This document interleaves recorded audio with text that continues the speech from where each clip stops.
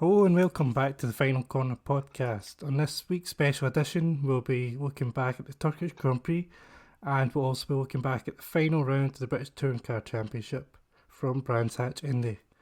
In this week's edition, I've got a special guest with me this week. I've got a marketing guru, a proper petrolhead, and a writer from sixaxis.com. I've got Tom with me. That is a hell of an intro. I don't think I'm going to live up to that. But yeah, thanks very much. Not so special guest, but yeah, good to be here. Someone with a more easily understandable accent than me. And only slightly. Yeah, somebody who actually watches a lot of motorsport. Yeah, sad but true. Yeah, but love it. Can't get enough of it. So yeah, let's give this a whirl. See if we can talk about it. Yeah, you've been to quite a few touring car races, haven't you? Oh yeah, I have. Yeah. Well, first of all, been to Knock Hill. We met there. Yeah. You said the word murder, and it sounded great. And There's been a murder. Yeah, I love it. Which I think actually is probably my favourite track to spectate. Actually, and then I've been to me and my girlfriend actually we've been to like Croft, Donington, Brands Hatch GP a couple of times in the rain, very muddy. But yeah, fantastic. Yeah, love it. And it's a shame that this year we couldn't go see another one live. But hopefully next year that'll be good. Yourself? Yep, I've been to Knock Hill where I met you, and Yeah. that's been it. That's my entire motorsport viewing. But it's good live, isn't it? I think. Yeah, it's brilliant. They're so much louder than you think on TV as well. Those British touring cars. Yeah, I wondered when we went in why they were selling like ear defenders and earplugs, and then I think we were watching the Porsche Carreras, which I quite. When we were standing on the back straight in Knock Hill, we were on the point and we were just like upshifting. Oh, and yeah. it was blowing our eardrums out. It was. Oh, really? It was it? nasty? I contradicted you there slightly, sorry. Yeah, but the touring cars are even louder than that, aren't they? And it's just the first time you hear it, it's so loud. The side exit exhaust as well. That's probably designed for the fans actually, because that's facing the fans. If you're on the outside of the track most of the time on a clockwise track, I think. And so yeah, it's great. They don't make the best noise like a V12 or anything, but it's so loud. That's part of the experience, and it's just a shame we couldn't do it this year. But I'm glad they were able to continue with at least 9 rounds and get some racing done. That was good. Anyway, I digress. Yeah, they've been brilliant to get even any races on, considering there's been plenty of series and things like that have just been mothballed. So yeah, it's good that they've even got this on. Yeah, and I thought maybe the last round might have been, put off because we're all in lockdowns again in the UK, but thankfully they were able to get it sorted. Yep. So that's great. So it was the Indy track this year for the finale, which I just found odd watching it this late on and being a championship decider, not being on the Grand Prix track. It just felt weird. Yeah, that was weird. First time since 2010, fun fact, it's been on the Indy track, the final race. Yeah, I didn't do any research. Tim Harvey said it in the commentary, so if he's wrong, I'm wrong. But yeah. Yeah, not. I mean, there was some great racing there, and it was really interesting, but it's not the best track to be a finale on. I thought that was a bit weird, isn't it? I don't mind it starting the season because it's new season nerves and everyone's getting used to new cars and teams and stuff. But well, I mean, what do you think? Was it a good track to end the season on? No. To me, it should be on the Grand Prix track. It should be on the big track. That's a proper big long race on there. That's what I prefer. Yeah. I mean, the racing this weekend was good, but you're better on either that or if it was on like the long Donington track or something. I think those would be. Yeah, that would have been good, and I agree. I think Brands Hatch Indy's fine, but it's not a special one. Yeah, it's not a special one that you want to be like the showpiece finale of like, look how good this championship is. Oh, yeah, Brands Indy. Oh. No. Well, going into the weekend, I thought there was only 3 people still in the title hunt. I don't know if you agree with me. It was Sutton, Camish and Turkington. I thought everyone else was probably a bit too far back. Yeah, with 3 races and 20 points for the win, and a point for pole, and a point for fastest lap in each race, and a point for leading for leading a race, you end up with like more technical contenders than is probably accurate. I think Ingram and Butcher were out of it before it started, in my opinion. And it was just the 3. Yeah, I felt sorry for Ingram. I didn't really feel sorry for him. I thought it was half his fault with the crash in the race at the last round, because I thought that pretty much ended it for him. Yeah, that was the moment. A bit too far. Yeah, he got a puncture, didn't he? And then he was down the grid, and then there was some contact. Yeah, no, I might get confused with the round. The T-bone with Rory Butcher. Yeah, the T-bone and Rory Butcher. That's it. Yes. Oh God, sorry, I was slightly wrong there. That podium there would have been good, strong points. But even then, he probably would have. He might have been still further back. He still probably would have been behind Camish, wouldn't he? So yeah, it would have been better for the championship if he was closer at the end without that Snetterton smash up. But anyway, he wasn't really within a chance, even if he was talking up a bit in the interviews, Tom Ingram's like. But yeah, he likes to pick himself up in a quite a calm, charming way. Yeah, he does. He's like taking like the self praise that Jason Plato used to have, but removed all the knobbery. What did you say? Yeah. He's removed the complaints about the rules every time he's not winning. Yeah. But he's definitely learned. Put his tape in the wrong place at the start, so he messed that up, and he doesn't have that. Yeah. But Ingram managed to take pole. It was a wet qualifying. Rory Butcher, Ash Sutton, Dan Camish, then Jackson Hill, and Turkington could only manage 8th. Camish had a couple of spins at the final corner. There was a couple of red flags as well. The session finished a couple of minutes early. I was a bit surprised that Turkington couldn't get further up. That car looked pretty awful all weekend. Yeah, I think it's a great team and a great car and a great driver, and for whatever reason they just couldn't get it together for Brands Hatch Indy. Like you say, 8th place is kind of okay in qualifying for him. Like another driver might be like, yeah, I'm in the top 10, but you expect with Turkington to be up the sharp end, don't you, in the top 5 or something. Especially all these other rivals being up there. Yeah, exactly. So they've all got championship ballast on, and they out-qualified him as well. Yeah. So you just think, oh, well, maybe that was an omen for the rest of the weekend. And I was also quite surprised that Camish got away with smashing into the wall at one point. He was trying so hard in qualifying and very lucky to get out of that. Oh, and then he put it in the gravel as well. Yeah, he was adamant to bin the thing and ruining his weekend. That could have been catastrophic, really, there, if he'd have lost a wheel or something or caused a red flag and lost his best lap time early on in the session, in the qualifying session. So he was lucky, and I think Neil went off at the same place as well. So something to do with how they've set up the car, maybe, or I don't know. It was really crazy qualifying session, really. So many people went off. I think Carl Bordley went off like 4 times, maybe, and eventually finally beached it in the gravel. And Jake Hill, he caused the red flag, doesn't he? And you lose your best time, don't you? Yeah, you lose your best time, but I think he had done a couple of good ones before it, so it didn't really hurt him. No, but that's quite a harsh rule. That is. I thought losing your best time when you spin off. It's pretty harsh. Yeah, it is. It is a harsh rule, but some other series, I think it was. I could be wrong here, so someone on Twitter will surely correct me. But the Australian Supercars series used to be if you caused a red flag in qualifying, that was it. All time stripped. You were last. Wow. So it could be worse. Yeah. That seems mental. I was a bit worried for Turkington off the start because he was next to Matt Neal, and I posted a gif on Twitter of one of the cars crashing in Brands Hatch years ago, just flipping over, and like that's going to be Turkington turn 1. He's going to go on his roof. There's no way the old man's going to let him pass in probably his final race. Yeah, but I think don't want to jump ahead too much, but where was Matt Neal this weekend? I mean, I've never wrote his name down once. Yeah, I think at the start of race 1 he was ahead of Turkington for a bit, wasn't he? I think he might have. Did he finish ahead of him in race 1? He was. He did, but I'd never seen him on TV. No. What I thought was weird there was going back to your point. I think he was ahead of Turkington in race 1, but didn't back into him or slow down or try and play some games, which you'd kind of expect. He actually sort of pulled away 1 or 2 seconds and sort of stayed there and was absent. And then I think in race 2 he fell back at the start with slicks on the wet track and never recovered and never did anything and never helped his teammate all weekend, really, which was a shame for Camish. He's barely helped his teammate all year, to be honest. He's never been on the pace. Yeah.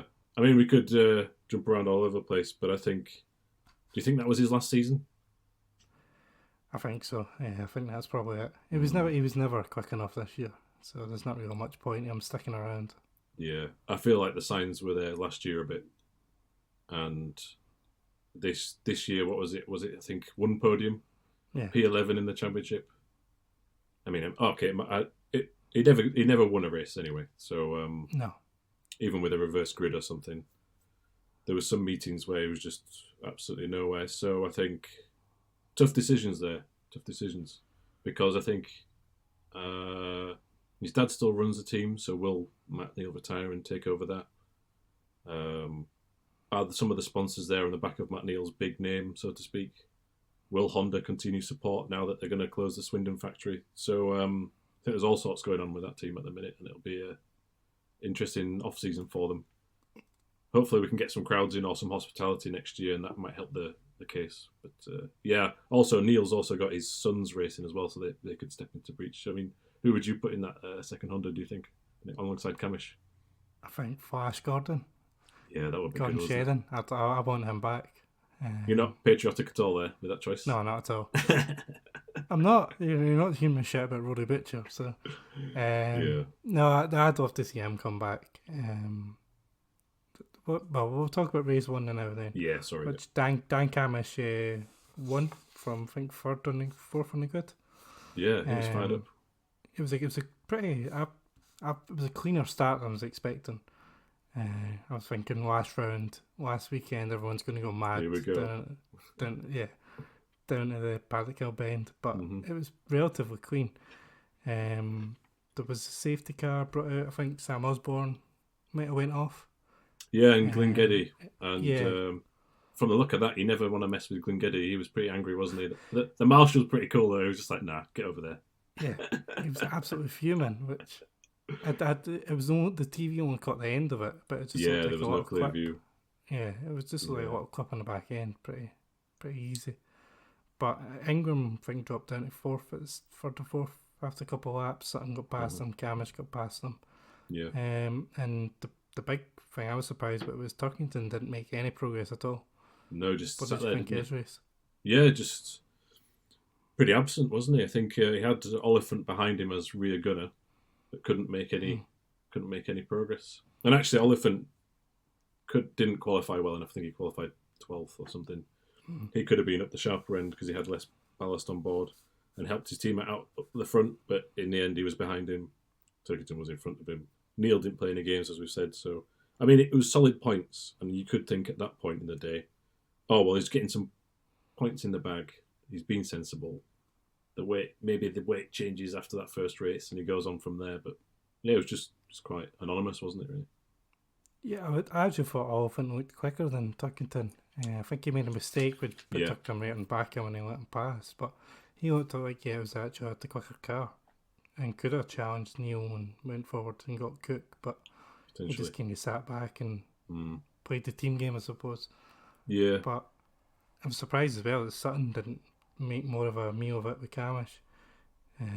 He obviously had a sensible hat on the first couple of races. Yeah. He was learned his lesson. I think was it Croft. He went into Jake Hill, cost himself points. He had a few instances like that. Yeah, the hairpin, wasn't it? They got they got into each other, didn't they? And then I remember Sutton went off at turn 1, didn't he, at Croft, into the barrier, which was a big mistake. And also, I thought at the first round at Donington, he was very, very aggressive with this whole. When he gets down the inside, then he sort of turns into the person before the corner, and he sort of stopped that. It's like he's been reading our tweets or something, but yeah. I doubt it. But it's almost like he's been watching the races back anyway, and he sort of calmed down as the season went on, and he was very, very sensible all through the weekend, I thought.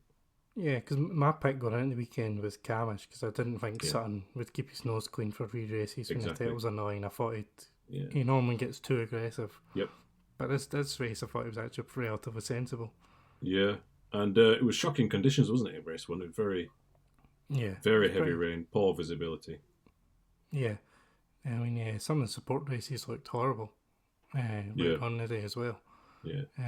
But race 1 looked really tricky. Very difficult. Were they all on the wets for it? Yeah, for race 1, I think my understanding was everyone was on the wets. It was later on in the day, some people tried some different things, wasn't it, race 2? But I also thought Camish did a crazy move, I think, at race 1, down into turn 2, is that Druids? Yeah, he got Sutton, I think, going down Paddock Hill Bend. He forced him wide. And then I think it was maybe Ingram we got into Druids. He got Ingram, and I thought, oh man, they're going off, because it just twitched slightly as he went down the inside. I don't know if he caught the grass or the white line or something. But anyway, he kept it in control there, got past Ingram. So that was a great move, but it was a sort of heart in the mouth moment, which was like, oh, right, here we go, it's going to kick off now. If they both end in the gravel, that would have been interesting. But no, fair play, they got it sorted. What did you think the guys in the midfield, Josh Cook and things like that? They looked relatively quick in qualifying, but it was all just kind of sat steady in the race, I thought. Yeah, there wasn't too much going on there. I'm actually struggling to remember really what was going on in the midfield in that first race. I would say I got on my notes here that Ollie Jackson was doing a solid race up there. Was he in what position did he finish in? Not in the top 10, I don't think. Oh, was he not? Oh, sorry, top 5. He was P5. Yeah, it was P5. I think he was behind his teammate Butcher. So I think that was another good performance from him. Yeah, the Ford supported pretty good this weekend. They weren't the quickest, but they were up the top end and looked pretty good to drive. Yeah, and I think Ollie Jackson's come on very well as a driver this season. This is a breakthrough year, I think, in many respects. After many, many years of trying, and I remember when I went to spectate at Brands Hatch GP, he was driving that second Proton around very, very slowly, very perhaps undeveloped car, and now look at him this year. He's won a couple of races, but he was good in race one, I thought. Nothing spectacular, but to be in the top 5 on pace alone in a relatively straightforward race one, that was very good. And also, I think after race one, that was Butcher's. Technically, he couldn't do anything mathematically with the championship anymore, could he? So, no, I think that was him out of it. That was him out of it. It was about 60-something points or something he fell back to. Yeah, so that was game over, and that was it really for race one. That I thought it was okay with the conditions, and it was interesting to watch, but there wasn't too much going on, unless you correct me with something that I've completely forgotten. No, I didn't have much notes from race one. Just Camish getting forwards, and he was on fire that race. Yeah. I've never really been that impressed with Camish this year. He's always kind of been under the radar, just getting good results. It's not like he's been spectacular at any point, but this is probably one of his strongest races I've seen, when he's been like ballsy and went for moves that have come off. Yeah, I think that started in qualifying, where he was clearly pushing like crazy. Maybe he was overdoing it in qualifying, and then race one he just lit the fire, had the race face on, pulled up some gutsy moves and had the pace to pull it off. Yeah, you could tell he was worried about that final corner. Every time he went round it, he was taking a really tight line, whereas everyone else was going round the outside. That's very interesting. Didn't want to play with that. Yeah, I think he tried it once, maybe. I think it was in the commentary. Oh, he's trying the outside line, and I think he might have lost a position when he did that, or lost some momentum anyway. I think it let Sutton through.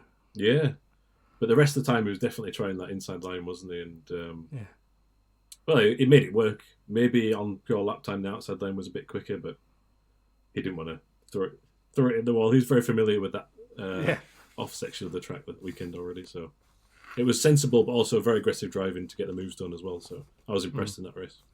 Yep. Race 2, that was a bit more exciting, especially at the start. That was crazy. Yeah. I think everyone was going to start in the weights and then change their minds after an installation lap. Yeah, it was a weird track, wasn't it? Because I think parts of it were dry enough and parts of it in the shade weren't. I think Clearways was very wet, but then along Cooper Straight and into Surtees along the bottom of the circuit, that was pretty much bone dry on the line. Off the line it wasn't. So I wouldn't want to be in that position to make a decision on tyres there, really. Yeah, it seemed like dries were the only option because the track was just drying. But I think there was a few. Was it Chilton? Yeah. Andy Neat. How can you forget Andy Neat? Andy Neat. I think he was running third at one point. He was. So the wet runners got up the front. I can't remember anyone else that was on the wets. Those are the two that were in my head. Yeah, there was Nicholas Hamilton, Glyn Geddy and Carl Bordley were also on the wets. But Bordley and Glyn Geddy, at least, they pitted for slicks, which in British Touring cars, if you pit, that's your race over.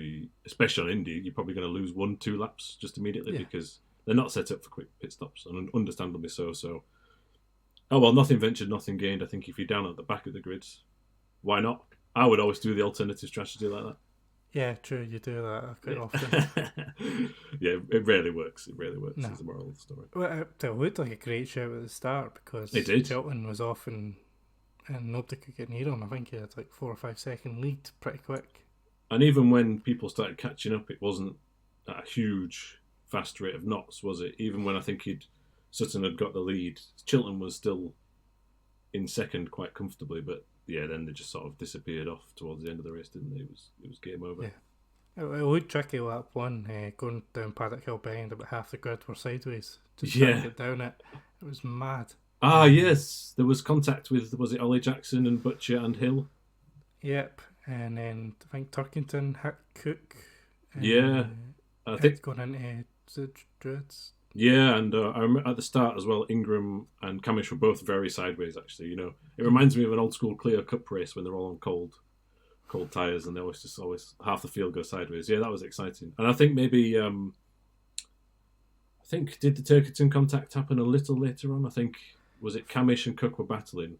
It all bunched up, didn't it? And that was actually crazy and very frenetic. And I think he was on the outside going around the hairpin and then Cook came across the side of him. I think completely sideways, wasn't he? I think there was contact with Hill there, but it was hard to see because they were sort of covered.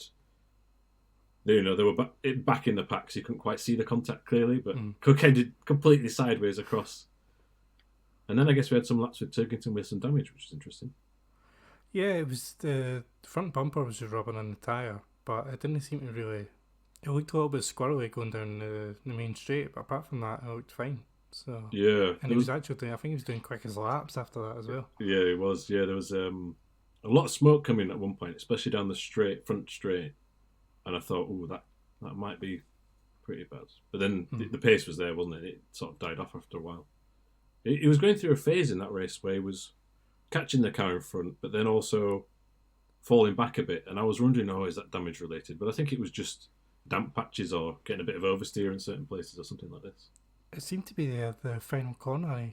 He couldn't get round well enough. I think one lap he tried the inside line and actually tried the outside, and it was just the same. He wasn't going anywhere. Because I think he was behind Camish for a while and just couldn't get close enough to actually do anything. That was probably the one race of the weekend where I thought he actually had some pace. He was fighting for it there. He was clearly setting fastest laps ever so often, so that was in the dry. Maybe that car was actually not too bad, but just didn't work very well in the wet. Do you think it was just the wet that was struggling and they'd have been fine in the dry track? What do I know? But he struggled in qualifying, he struggled in race 1 and 3, which were wet, and the only time he was actually quick was when it was drying out, so I think that's just how it is with that vehicle. The one guy I had the name written down here was Senna Proctor. Yeah. Who I think started last in race 1. Yep. And then ended up finishing P8 in this race. Great fight back. It was pretty good going. Yeah, he threw it off right at the start of qualifying, did he? Which is never a good look. No.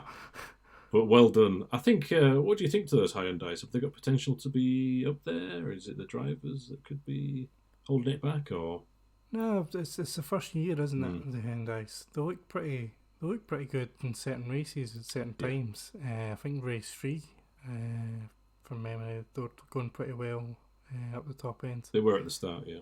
And then I think the last race as well, was it Smiley? Yeah, he was fighting. It was going pretty well, and then Camish punted him off. So yeah. it looks like they've got decent pace at certain times, but it's a new car. I think both the drivers. Yeah. I think both drivers have scored a podium at some point this year, which is great for that team, actually, because you think the year before that, were they in the MG at the back every race? Yeah. So it is actually a big step forward. I think it shows that... I'll come on to this later, I guess, but it shows how, even though the rules are the same since the creation of what's known as NGTC or whatever, teams have moved on, and a newly developed car is clearly the way to go. If you look at the Ford, how that's improved, and the BMW was a big step forward when that came out. These newly built Infinities, so there's clearly like almost a Class A and Class B this season, I felt at times. And the Hyundai's just sort of on the edge, and hopefully they can push forward next year. Yeah, I mean, the old Hondas are still kind of hanging on. Yeah, just about. Yeah, I think there's a few teams ditching those next year, but they're still kind of hanging on there. Same with Adam Morgan and his Mercedes, which I feel like he's been driving for about a decade. It's been a long time, but that was the final race. He nearly got a put. Well, we'll talk about race 3 in a bit. But that was the final race for the Mercedes, wasn't it? It was also the final race for probably the longest car on the grid, or the oldest car on the grid, in my opinion, which was the Volkswagen CC for Team Hard, which has been going forever. Yeah, it's about half the teams on the grid have had one of those. Yeah, it's just been passed about. And I should have totted it up beforehand, but I wonder how many drivers have actually driven a Volkswagen CC since its inception. It's got to be at least. Ooh, do you think it's upwards of 20? It might be. Must be. There was like 4 of them on the grid one year. Exactly. Yeah. And then had a couple of different drivers in those 4. Yeah. Was it another year with Turkington and Plato's teammates? Yeah, there was. They were swapping out the 3rd and 4th drivers quite regularly. Yeah. Before that, Alan Menu had a season with them. Yeah. You had this season with many drivers driving them. So, we'll have to look it up another time. And you can win that now. Team Hard have got a raffle on for it. Have they really? Yeah, I keep getting an advert on Instagram about them. I think they're either raffling it or selling it. I think they're raffling it. Have you entered? No. No, I have nowhere to put it. I'd be very surprised if anyone does have anywhere to put it. And it probably is very, very worn out. Yeah, aye. It's had a long, hard life. I don't think I'd feel safe driving it myself. Yes. What else happened in race 2 was a really crazy incident where, was it Paul Rivette was across the track? Oh, yeah. At the bottom of Paddock Hill Bend, he managed to half spin it. That's not an ideal place to see a car on the track. When the camera cut to that, I was like, oh my word. Yeah, it was weird as well because he just sat there for ages. It's like he was rolling backwards towards people and then just like eventually put on the brakes and then just sat. And I think it was Turkington and all that came down the hill at one time, and I don't think Colin seen him until like the last second to swerve past him. Yeah, that was sketchy. I think it was Turkington was trying to put a move on Camish, and they were also behind the PMR Astra, weren't they, which they were trying to lap. And blindsided. There's the Audi in the worst possible position, especially on Brands Indy. But anyway, Turkington managed to get past Camish and avoid the crash in that one move, which was crazy. Yeah. But controversially... There you go. He did it under yellow flags. So I didn't see the yellow flags. Did you? Yeah. So I had to go rewind 3 or 4 times. And I believe there's one yellow flag at the entry to turn 1 paddock. Right at the top. So I can't see any yellow flags going down the corner or where the Audi is. No. And it's down to how you interpret how long a yellow flag counts. I guess they do it whereas it's yellow until the next green or something like this. Because I did see a green flag waving once Paul Rivette had started moving his car a bit. Near that there was a green flag and I thought, oh well, there's no yellow flag there. But I think it's right at the top of Paddock Hill on the left. I feel like there was a yellow flag there. So, interesting, because after the race, the driving standards steward, Jeff Allen, did you see that? He did a little interview. He pulled, it's his final event being the steward, or driving standards advisor, I think is his title. And he pulled the reverse grid draw, and Steve Ryder asked the question, like, what do you think about that incident? Any yellow flags? And he was like, no, probably not. It was a close call. And obviously, he'd watched the footage back, or there's been a protest from Honda. You don't know the politics, do you? Yeah. But on the TV at the first look, like, there's no yellow flag there. It's not very clear at all. So it is a very close decision. No, but I didn't see it, and when I looked back at replays, I didn't see one. So I just wondered whether it's a bit of a weird place to have it at the top of the hill on the left because it's on the outside. You're not going to be looking there. Yeah, now I'm doubting myself. That's only Marshall Post. Then if that's only Marshall Post have got there, then that's really all. Yeah, maybe you can do about that. Yeah, like I say, now I'm doubting myself without having the replay to hand now. But I felt like that's where it is. So I'm going to go watch it again, and then when this podcast's out, I'll have to tweet if I was right or wrong. If they've given them a penalty, it must have been there. Yeah. I think it only dropped them behind Camish. I think that's right. I think, yeah, they just did a simple reverse position, which is fair, I think. Yeah. They could have done probably harsher than that for undertaking of the yellows. It's actually a fairly serious thing. I thought it was a little bit harsh because it wasn't really an overtaking move. It was swerving avoid the guy that's parallel parked across the road. It's not like it was a cheeky duck underneath or something. Yeah, mitigating circumstances. He swerved right and then Camish had already braked, so he was ahead of him. Yeah. I suppose he could have let him pass, but... Yeah, well, at the end of the day, the stewards did it for him, so... But if he had let him pass at the time, he could have then tried again a lap later to overtake, and you never know what would have happened. So, yeah, difficult one. But anyway, for me at that point, then that was quite a big gap that Sutton got from the championship, regardless of that position, really. Anyway. Yeah, I think was it 9 or 10 points going into the last round. I think it was 9. Your man Owen Jackson was 5th again. I've got noted here. Yeah, there we go. Rory Butcher fell back. I noticed that he it's like he started off well and then started falling back. That seems to be pretty standard for a few of his races this year. Is he gets a great race 1 and then makes an arse at race 2. Yeah. And then race 3 he's at the back crashing into someone. It's like no consistency at all. Yeah, that's exactly what happened at Silverstone, I think, was it? And he ended up having a humongous shunt in race 3 there. And the team did very well to rebuild the car, I felt. So that was Sutton that won, Ingram second, Camish third, and then Tuckington was 4th. Yeah, and Sutton disappeared, didn't he? Because everyone else was having too much fun behind him. Yeah, once he got past Chilton, I don't think anyone really came near him. I think Ingram was catching him at the end, but he was just managing the gap, so it wasn't really too much of a race. Yeah, it thought for a minute, he might be catching up, and then bang, he set fastest lap. Yeah. So, all right. That's that over with then. But well done, yeah, good drive. It was just everyone else sort of tripped over themselves at the start, made life difficult for themselves through the race, and nice easy one. Sutton brought home the bacon. The start was important for him because he avoided all this sideways sliding that Ingram and the Camish did. Yeah, they managed to avoid that. And then before race 3, it was Formula 4. British F4 race. I didn't see that. I won't spoil it for you then if you're going to watch it. No, go for it. Yeah, go for it. Well, it got halted at 47% race distance. Oh, okay. Because of heavy rain and hail and. Oh, really?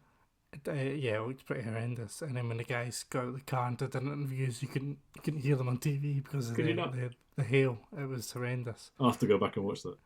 Yeah, but because they called it at 47%, it decided the championship because it was half points. Oh, that's a bit of a strange way to decide a championship, isn't it? Yeah, unfortunate. If they'd went like another 20 seconds later, it would have went another way. So. Oh, really? There was a upset driver who had won it for half a lap and then realised at the end he hadn't actually won it. Oh, because of when they do red flag it. Was it a red flag that they did? Yeah, it was red flag. So it goes back a lap. Was it something to do with that? Oh dear. Yeah. That is controversial. It is, but it completely washed its track for the race 3. Yeah, I was very surprised because I watched race 2. It was all like sunshine drying out. I was out today walking, so then to see it heavy rain at Brands when the weather's been great here. I don't know about you today. Yeah, it's been fine. It's like cold and grey as Scotland in November. Nice. But certainly down in Kent, it was extremely wet today. Yeah, I mean, it looked absolutely horrendous before the race. Right. I was surprised. I was a little bit surprised. Well, I was glad it finished before it really started because it looked like it would have been washed off at one point. Oh, really? Just the way it was coming down. Oh, God. But I don't. Do you know who was on pole? I forgot to write down. Aidan Moffat. That was it. He finished P12 and good old Jeff Allen pulled out 12 out the bag. Which, by the way, conspiracy theory, you couldn't actually see the bag on TV. So he could have just reached to a table and pulled out P12. I'm not saying that happened, but it looked suspicious to me. That's right, Aidan on pole. He's kind of had a funny season. He's occasionally been near Sutton, but he's not actually closed up at any real point in the season. I think we can officially call this now the Ash Sutton syndrome, which is if you're a teammate to him, you're going to get pummeled. Yeah. Yeah. A certain Mr. Plato, even though he won't admit it, he seemed to suffer from the same fate.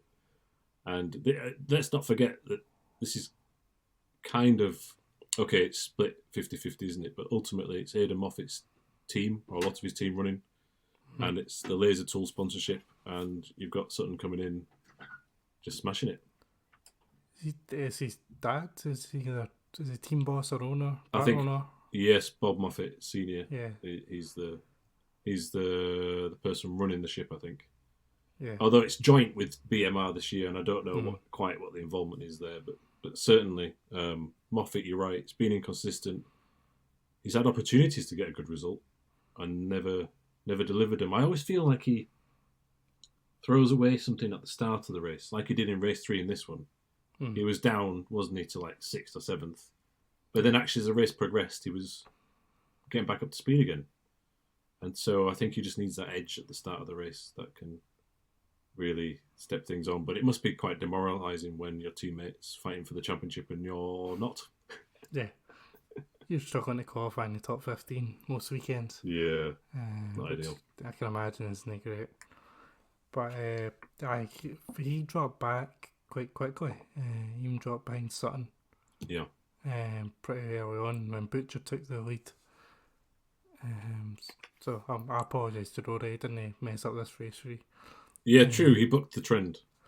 Yeah, it's the exception that proves the rule. Because he got out in front pretty early and then just checked out. Yeah, controlled it as well. Yeah, nobody really came near him. Yeah. And Moffat ended up falling behind Sutton and was kind of just playing weird gunner for him. Yeah, I feel like it was only half on TV, but when Sutton was behind him on the main straight, it looked to me like Moffat backed off and let him past. But to be fair to Moffat, just to repeat myself in a way, towards the end when Sutton had got past, was it Camish in front of them and Turkington, then Moffat also then had a go and had some speed in there. Yeah, well, he got Turkington, I think, as well, coming down. Yeah, he did. Last couple of laps, I think he got him down the main straight. So he had. I spoke about this a few weeks ago. He has moments where he looks a great driver, and then he has other ones where he like, "What are you doing?" Very inconsistent. I mean, he's won a race before. I think I was spectating it in Donington. Yeah. And even with the ballast and back then there was different tyre compounds, it still takes a degree of skill to win a race. You know, not everyone can do it. So he's definitely there. And of course he did very well in that one race at Silverstone last year in the rain in the older spec Infinity. But, well, let's see if he's still there next year and maybe Sutton can give you some tips. I thought Camish was really strong in this race. He was fighting through quite well. He bumped Morgan out of the way, I think, for third at one point, which looked a bit messy. But you could tell he was going for it. He had nothing to lose. He had to essentially win the race and hope that Sutton crashed. I felt a bit sad for Morgan there because it would have been good to end a difficult season in the last race with that car on the podium. And I think David Addison agreed with that because when Camish made the move, he went, oh. But I think it was just a bit unfortunate. I don't think it was foul play too bad. It was just a bit, it was harsh, but okay. That's touring car racing. I do like that the commentators in the BTCC don't really hide their emotions when they want someone to do well. Yeah. Or whether they're really upset with someone, as they were with Andy Neat a few weeks ago. They made that feeling pretty clear. That it wasn't doing very well. That's good. You know, that's again to go to Australian Supercars, which is a series I've watched a lot of, which is their V8 powered touring car series over there. I really enjoy it, but I think some of the commentary is incredible, but they're very, very partisan and very political, and they will not have an opinion ever. If there's a big call, they're like, oh, well, 50-50. And it's clearly not sometimes. So I'm glad that Harvey and Addison sometimes have an opinion. They do a bit of that, but not too much. So no, I do enjoy them. They're very good. Mention Andy, him and Jelly came together up at the hairpin. It went sent Jill into the gravel. Mm. And then they left the car there the entire race. Do you think that should have been a safety car? Yeah. Yeah, me too. I think if it was any other race other than the finale, that would have been a safety car. I don't know why it wasn't. Maybe they were worried it was going to get too dark, or there was an extreme hard time limit on ITV4 or something. But that would be a safety car. I mean, there was a car in the gravel. Glengeddy and Sam Osborne, like we say, were in race 1. There was a safety car. Slightly different because that was the start of the corner and Jellies is after the apex. But if he can make it there, another car can make it there. Yeah, that's what I was thinking. They were saying on commentary, it's not in the braking line, it'll be fine. Yeah. Cars go over there all the time when they're side by side in that corner. You can't just leave a car sitting there. What do you think about that corner now? It seems like they've put more and more asphalt than ever before, and there's only a slither of gravel at the top. Yeah, on the outside. Yeah, it's a lot more forgiving now. A lot more forgiving. Maybe it creates some greater racing and it's better for safety, but I kind of liked it when there was a gravel track there, to be honest.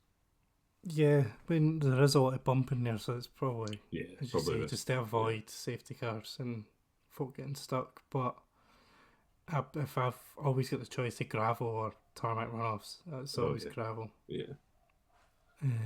And then in race 3, there was a little action going on between Hill and Cook, which wasn't really on the camera because I think most of the race we were following this Sutton-Turkington battle as if it was for the championship, but it kind of wasn't at that point. No, I thought this as well. We were missing the exciting stuff that seemed to be happening up the road. Yeah, I kind of get that. And listen, I wouldn't know how to direct a BTCC race with nearly 30 cars bumping into each other, but I was a bit like, well, Sutton's behind Turkington here. He's clearly playing it safe. He'll get by if Turkington makes a mistake, but he's not going to push him. No. So can we watch Hill and Cook going for it like they're trying to win the championship for a podium? And they both came to blows, didn't they? I think Cook ended up in the gravel slightly, and was it Ingram and Camish got through? Yeah, I think it was Camish and Ingram through, and Morgan as well. I think got through. Oh, and Morgan as well. Yeah. But Hill managed to hold on to third out of all of that. Yeah, good season. Yeah, I was going to say I've been really impressed with him this year, and he signed up again for another year. Yeah, very good. The old MB Motorsport, or AMD Tune as it used to be, I guess, but Martin Brundle's got his name on there. But I think Mark Blundell, is it not? Oh yeah, what did I say? Brundle. Martin Brundle. Yeah, not Martin Brundle. Mark Blundell. Thank you very much.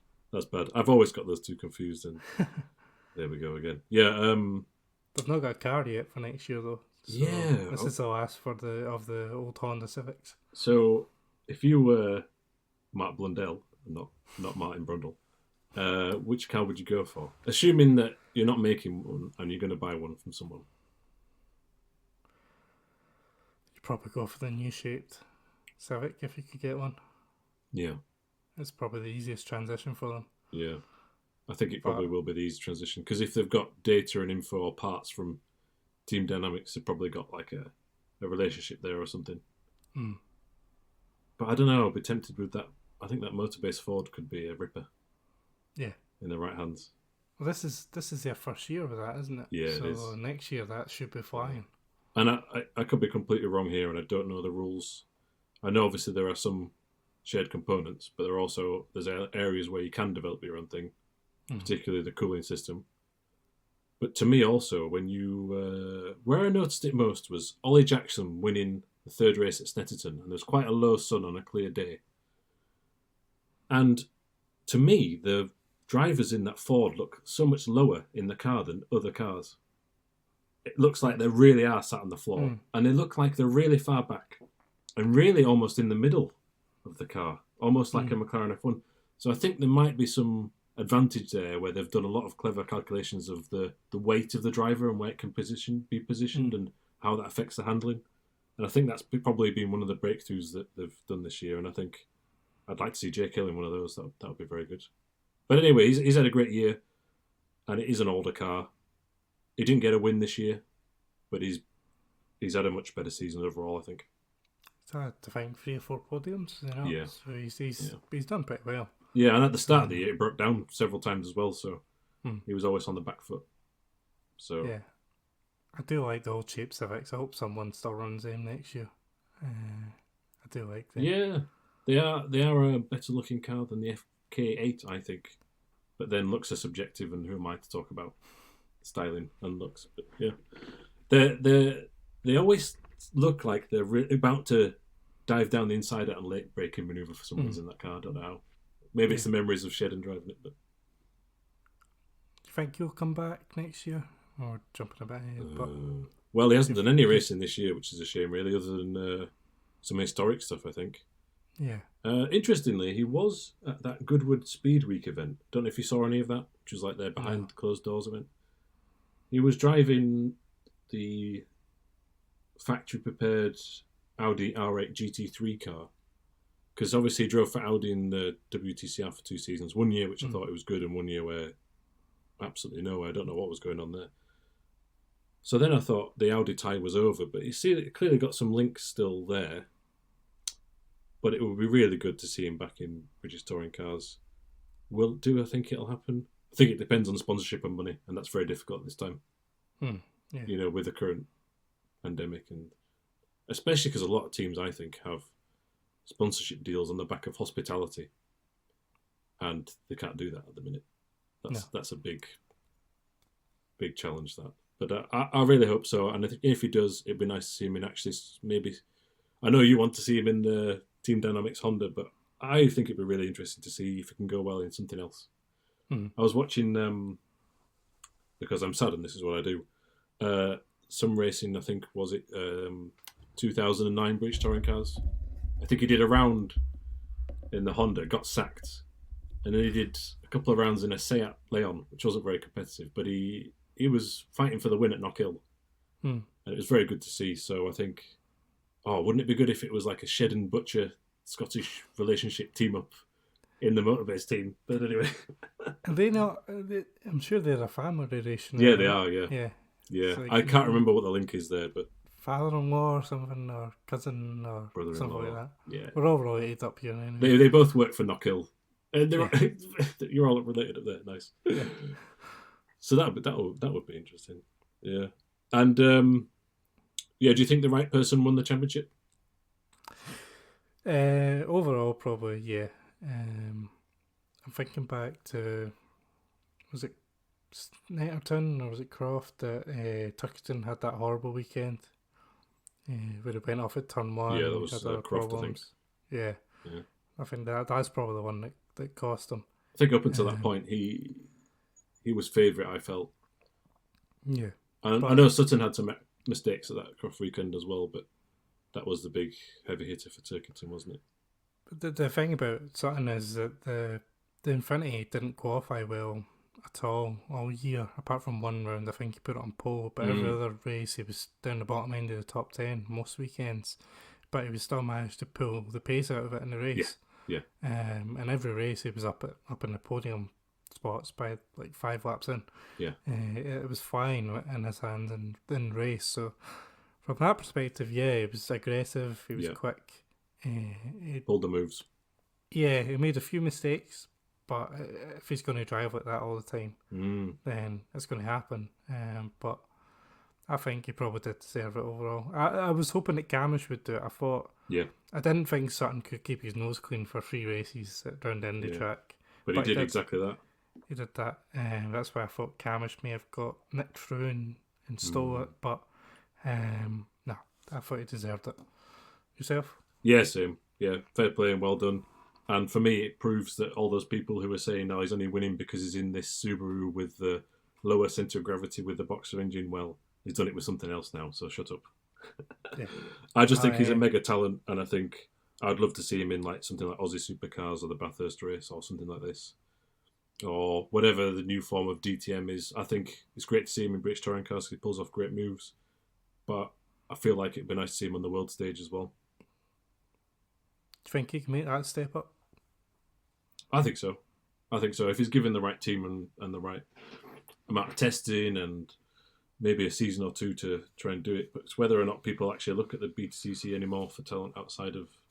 I think, weirdly, Gordon Shedden struggling in World Touring Cars has sort of put people off a bit, maybe. Maybe I'm wrong there. But I think, if he's given the right team and the right amount of testing and maybe a season or 2 to try and do it. But it's whether or not people actually look at the BTCC anymore for talent outside of... I think, weirdly, Gordon Shedden struggling in World Touring Cars has sort of put people off a bit, maybe. Maybe I'm wrong there. But I'd like to see him. And listen, he's won races front wheel drive and rear wheel drive now, so he can adapt himself to anything, I think. Yeah, and I was a bit worried for him at the start of the season going to Infinity. Yeah, same. Because when Moffat was driving around, it was the old one last year, it looked pretty awful. Yeah. And then they've obviously hastily re-engineered it this year. But I was really worried for him at the start of the year that this would be a disaster. Yeah, me too. I thought that was a strange choice because, as you say, the car, when it came out in 2015, when it was a Works back team, I don't know if you can remember that, with the 10 man sponsorship on it, that was an absolute disaster. And I think the Works sponsorship was pulled out after a couple of rounds. Then you had Moffat. I was very surprised that the team bought the cars and they weren't very quick, except he had the one race at Silverstone in the wet where he put the wets on early and he finished second, I think. But they've clearly built these new ones, developed it very well, taken perhaps what they've learnt from the making of the Subaru Levorgs. And I just think he's a great driver. The car seems to roll a lot more than everyone else's, but he seems to make it work, doesn't he? I think Tim Harbour was talking about, oh, look how soft it is. I think he's got a point. It handles differently. It looks to handle it completely differently. And maybe that's why Moffat, going back to him, isn't used to it. It's very set up around Sutton, I think. But yeah, it's a bit weird that the car would be set up for a rival when your dad runs the team. It is a bit weird. Yes. Yeah, you'd think your dad would give you all the favours, but obviously not. I mean, we'll get onto Lance Stroll later, I'm sure. Very true. A couple of small other things just to finish off, if that's all right, with the British Touring Cars I was going to mention. Just across the year, did you miss Jason Plato at all? I think I said a few episodes ago I did, but I kind of half said it sarcastically. I think, you know what, I think the championship actually missed someone like him or a Collard or someone who's got a little bit of bite. Matt Neal had a couple of moments, but nothing major. He tried. So I think after the first round where the driving standards were awful, it all got a bit neater and tidier, and I probably did miss somebody that was a wee bit of a nasty streak in them. It was a professional series this year, wasn't it? Yeah. I think last year I got so angry.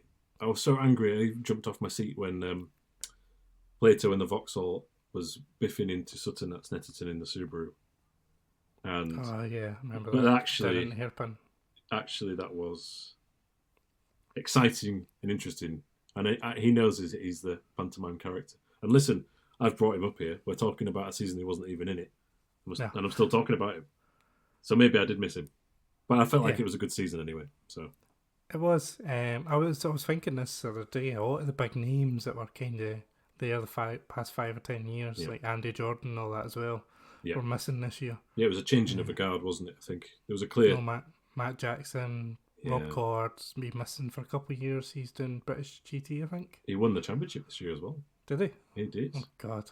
And won his class at the Spa 24 Hours. He's done very well in a Barwell Motorsport Lamborghini. Barwell Motorsport is Tiffany Dale's brother, I think. Is it? Anyway, that's a rabbit hole. Yeah. Basically, the driver standards have improved over the season. You had a breakaway 5 from the championship, which were Butcher, Ingram, Turkington, Sutton, Camish, and even with the ballast on at the start of the races at the weekend, they were up there, weren't they? And the races generally boiled down to those 5 doing it, so it was different from that point of view. But it felt a bit more genuine, and I think one reason for that was this year we didn't have different tyre compounds. Don't know what you thought about that. Yeah, I never liked that before, where you had to use a soft in certain races, and it went off after 5 laps, and that just you've got the ballast in place to equalise the cars as it is. Yep. You didn't need additional penalties of crap tyres. So I was quite glad that was missing this year. Don't know about yourself. Yeah, me too. I've been campaigning for that for a while. When I mean campaigning, I mean posting on a forum, which isn't really doing anything. But yeah, it was really good to see. This is a season when you can experiment a bit because it's COVID affected. So yeah, why not? Let's try it without the different tyre compounds. And for me, that was a big step forward. Yeah, okay, there was some races where there probably was less overtaking or less accidents and stuff, but it was still decent. And I think this year there weren't too many different winners, and in previous years there's been far too many actually, or where it almost felt a little bit cheap at times, and so it's good to get rid of him, in my opinion. Yeah, like your reverse grid race was almost always guaranteed a winner who would never normally be near the front, whereas this year it was more of a fight. Yeah, exactly. Listen, like you say, the ballast and the reverse grids are more than enough, in my opinion. The tyres also were there for added entertainment, but for me, it actually made it more confusing as well even for the most ardent fan, especially when they could only use the soft tyre so many times in race 1, 2, or 3. All that was too confusing even for a hardcore, I felt. So that was good. Yeah. I want to ask you about Tom Ingram. Oh, yeah. Just every year he starts the season by talking about he's got to have his mature head on this year and he's just going to bank points. And every year, I think he should probably win the championship by now, but every year he just seems to do something daft. I'm thinking Silverstone race 3. Yep. Where he started at the back with Sutton and Sutton managed to get up into like the top 5, whereas he crashed out on lap 1. And he still seems to have that bit of naivety in him where he makes silly moves and costs himself. For Rory Butcher last week, probably an over aggressive move where he could end up getting T-boned, but he probably didn't need to. Didn't need to do the move, really. Yeah. No. What's your thoughts on him? Is he maturing, or is he still making the same mistakes? Well, yeah. Was this the year he actually arguably threw away his best chance of a title?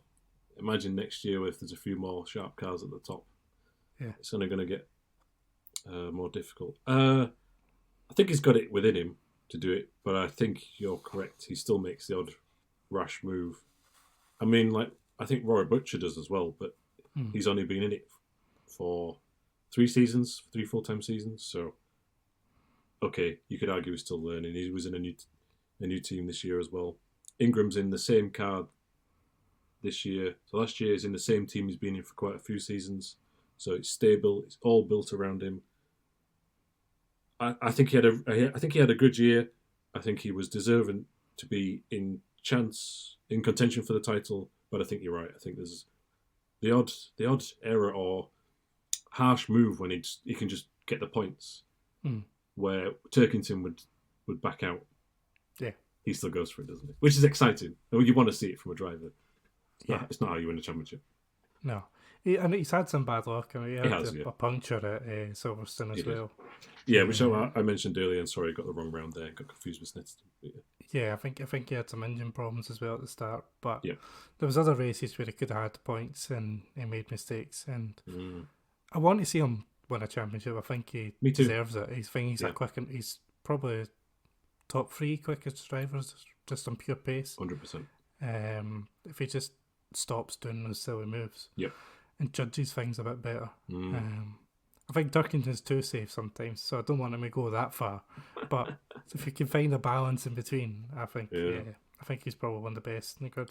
I agree. He's right up there with the very best. And so maybe next year we'll see. I think also maybe benefit of the doubt in some respects. At the start of the year, if there's some mechanical problems, then you're on the back foot, aren't you, and you push a bit harder. And it's a mental game at that point. And I'd love to see a second Toyota, actually. But I don't know if that's fiscally possible. But I think, with the switch to hybrid the year after, I think that fits with Toyota's road car division perfectly. And I hope that they can put some extra funds in there. I know this year it was rebranded Gazoo Racing to align with their Le Mans and Rally, which is great. But it would be nice to get a second car in there. Maybe one of the hotshot drivers from the Toyota team elsewhere, like Jose Maria Lopez or something from the Le Mans team or something. That's wishful thinking. I know that's too far. But a second Toyota would be nice, I think. Yeah, he is fighting on his own, I suppose. He is. That to him as well. He's out there with no help. Yeah. And we've gone on a long time here, haven't we, about touring cars? Sorry. But do you remember the driver Tom Chilton? Yes. What did he do this year? Not a lot. We talked about Matt Neal being anonymous, but that guy let down for me. Big disappointment. He's in the FK Civics as well. Josh Cook won a race, or won 2 on track, lost 1. Carmichael's been doing well, but he's never really impressed me at all. He's always been like the lower end of the points, kind of fighting. He's never. I was expecting more from him actually this year. Yeah, me too. Because he done all right last year. Yeah, I thought it was decent. He had a couple of years with the shredded wheat focus at Motorbase. Yep. The first year of which I think he was he in contention for the title? Not fully at the top, but I think he might have finished P3. But oh goodness, now that's off the top of my head with no research. Then last year it was a bit rocky. I think I remember a puncher at Snetterton put him in the wall and that sort of damaged his challenges. But he was still there. You still were talking about him. And this year, okay, he wasn't in any incidents or anything, but he was like 11th, 10th, 9th. And I think this was a year where he sort of goes, right, well, I'm in the good Honda now. Let's challenge for the title. And that didn't happen at all, really. And that was a big... he should have been at the sharp end, and that would have livened things up a bit more, I think, and he just wasn't.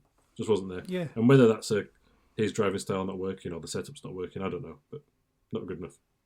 Because you had Cook fighting at the top end of a few races. Yeah. He was pretty inconsistent, but he still had moments where you could say his pace there.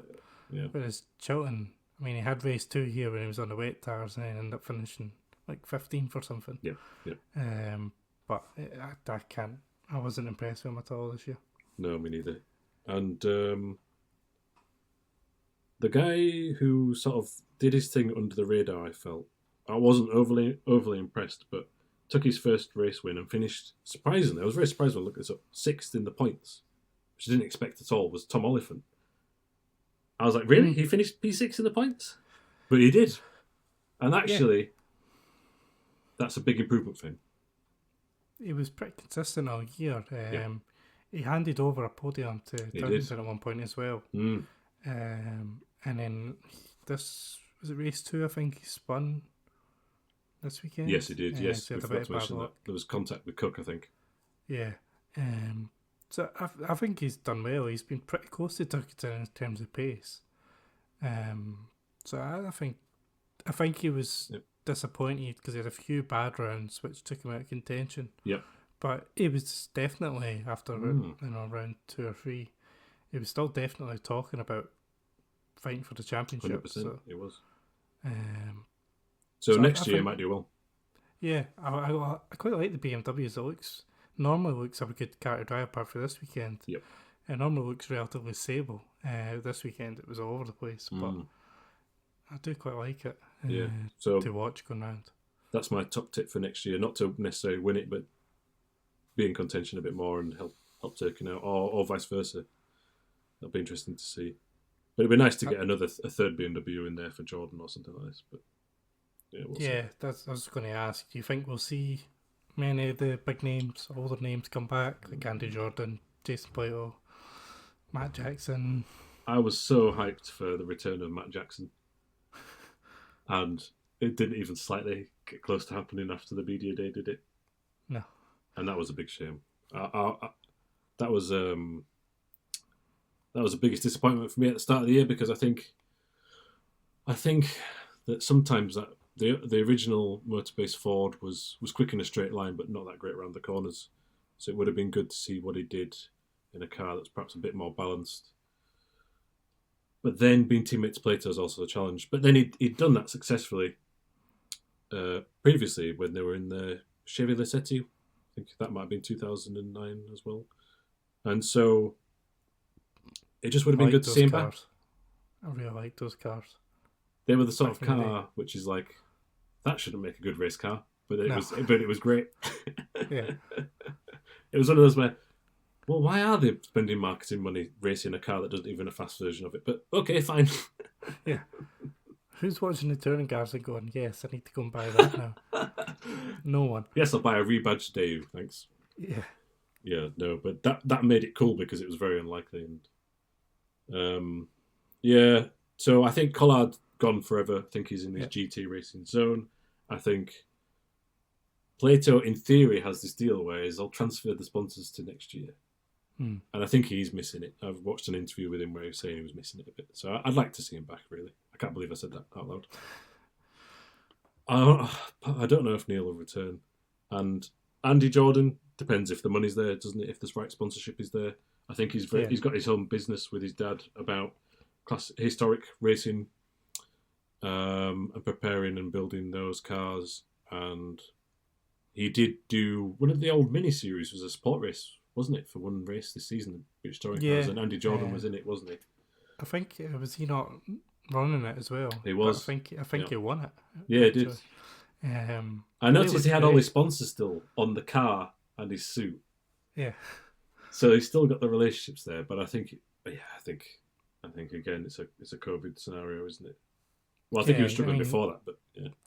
Yeah, he said he's not going to even try and come back unless he can make some money out of it. Yeah. Because he said, as I said, it's his job, so he needs to make money. He can't just be there to lose money. He's got to make sense. But it's a shame not to have him there this year because the season before that he was championship contender. Yeah. Easy to forget that, isn't it?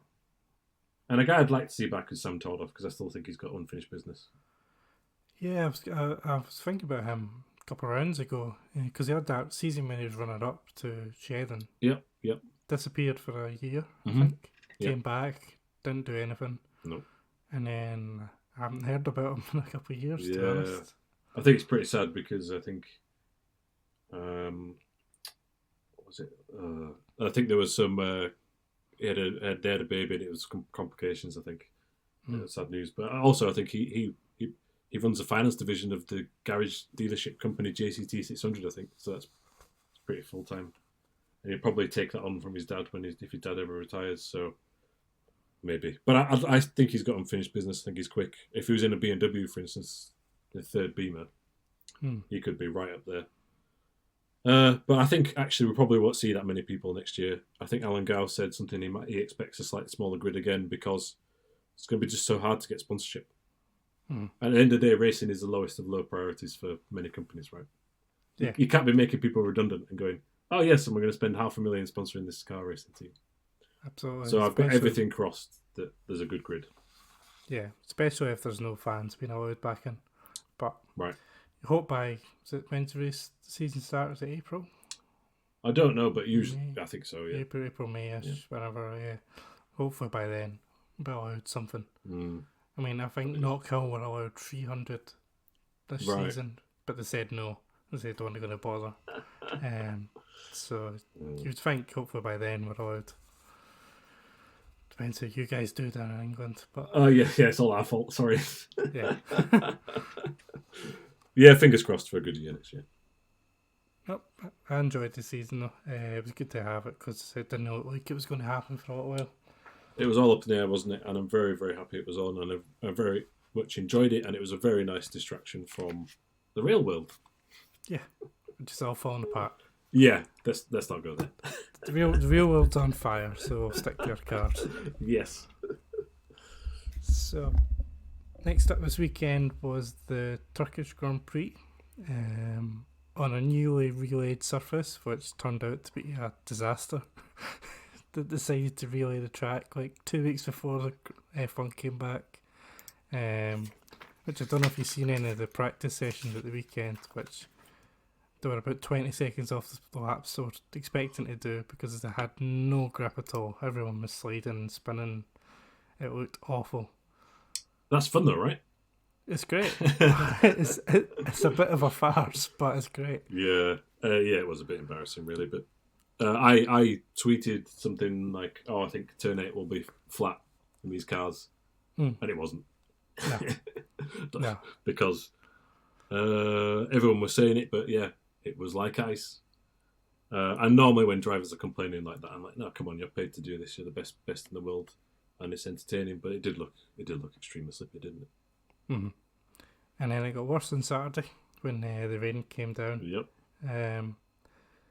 Q1 was red flagged pretty quick, from what I remember. That didn't go. I think it needed to be. I think getting the cars out, it's not that bad. Get on with it.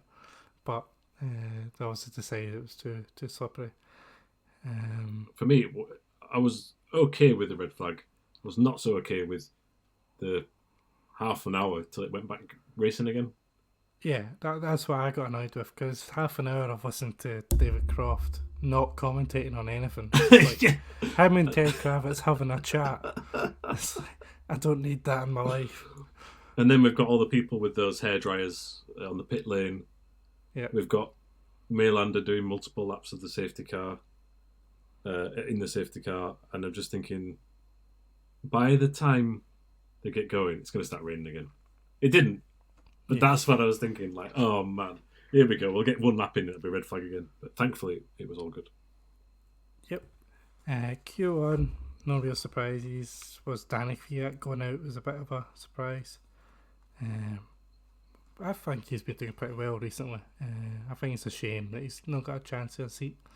But yeah, Imola was excellent for him. Yep, really amazing. That safety car restart video, I think I've watched that about 4 times. Yeah, you know, just had so much grip and confidence and yeah. balls. Where's that come from? Yeah. Yeah, I think for me the Q1 story was the whole Magnussen interview. I don't know if you saw that. Yeah, he was accusing everyone behind him of not slowing for the double yellows when Latifi went off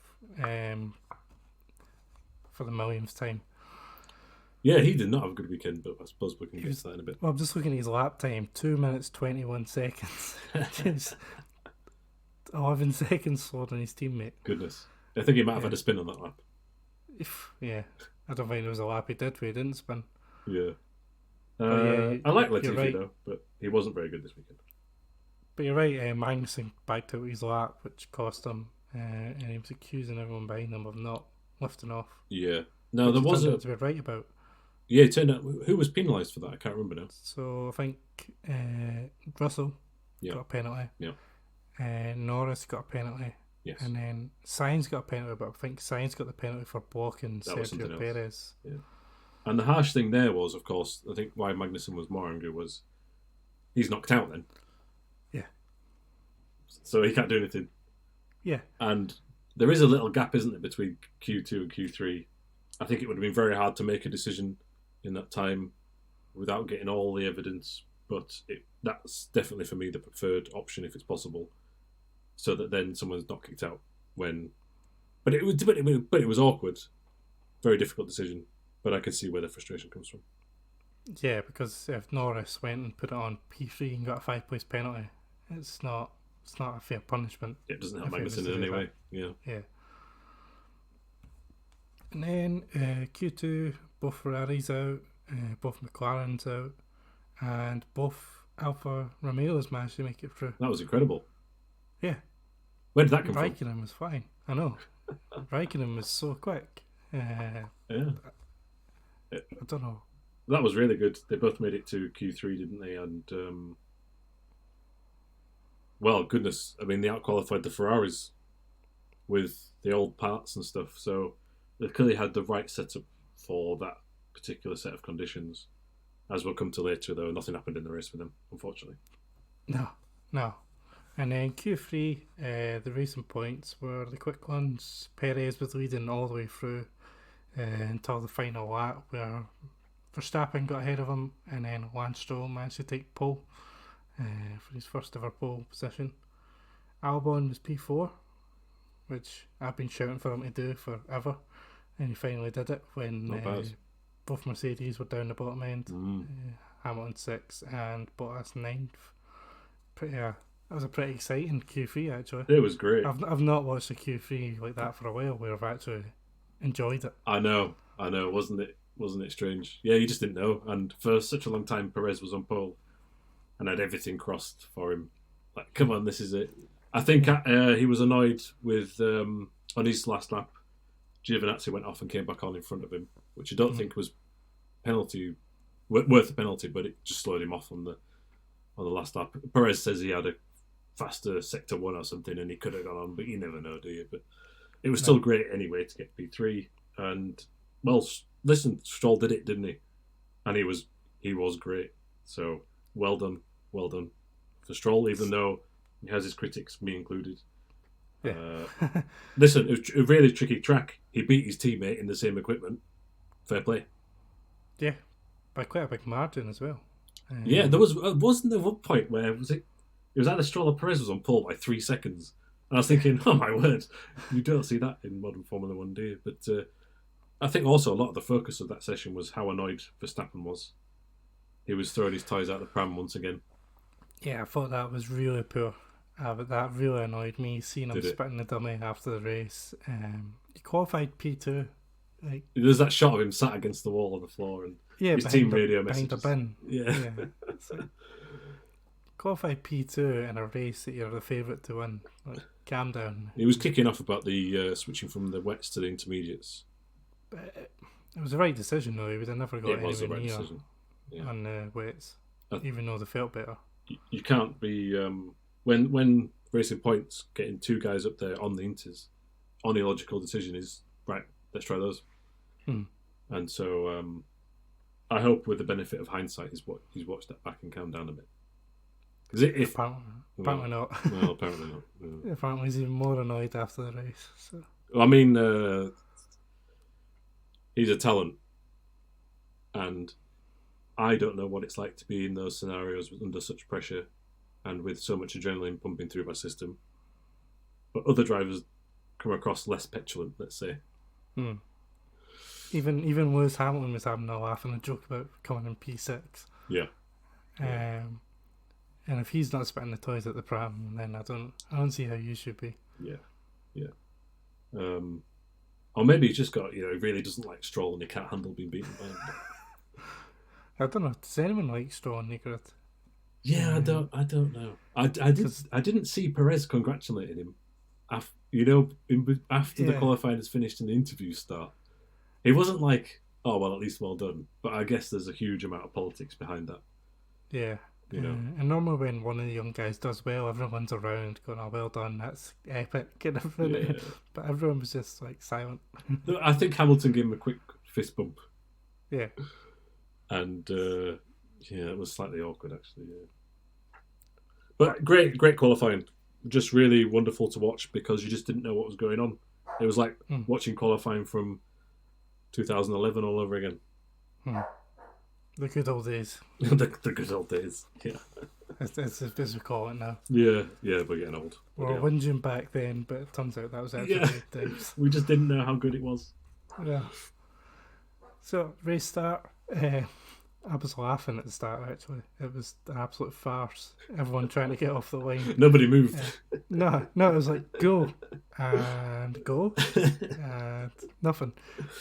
Stroll got away well. Yeah, well done again. Both the Red Bulls just went backwards.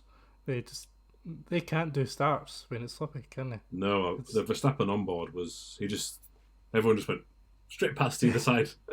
Yeah. He did really well to get back to where he was it P3 or P4 by the end of the first lap, actually? But his start was terrible. Well, Vettel managed to get all the way up from like 12th to 3rd. Amazing. Hamilton got a good start.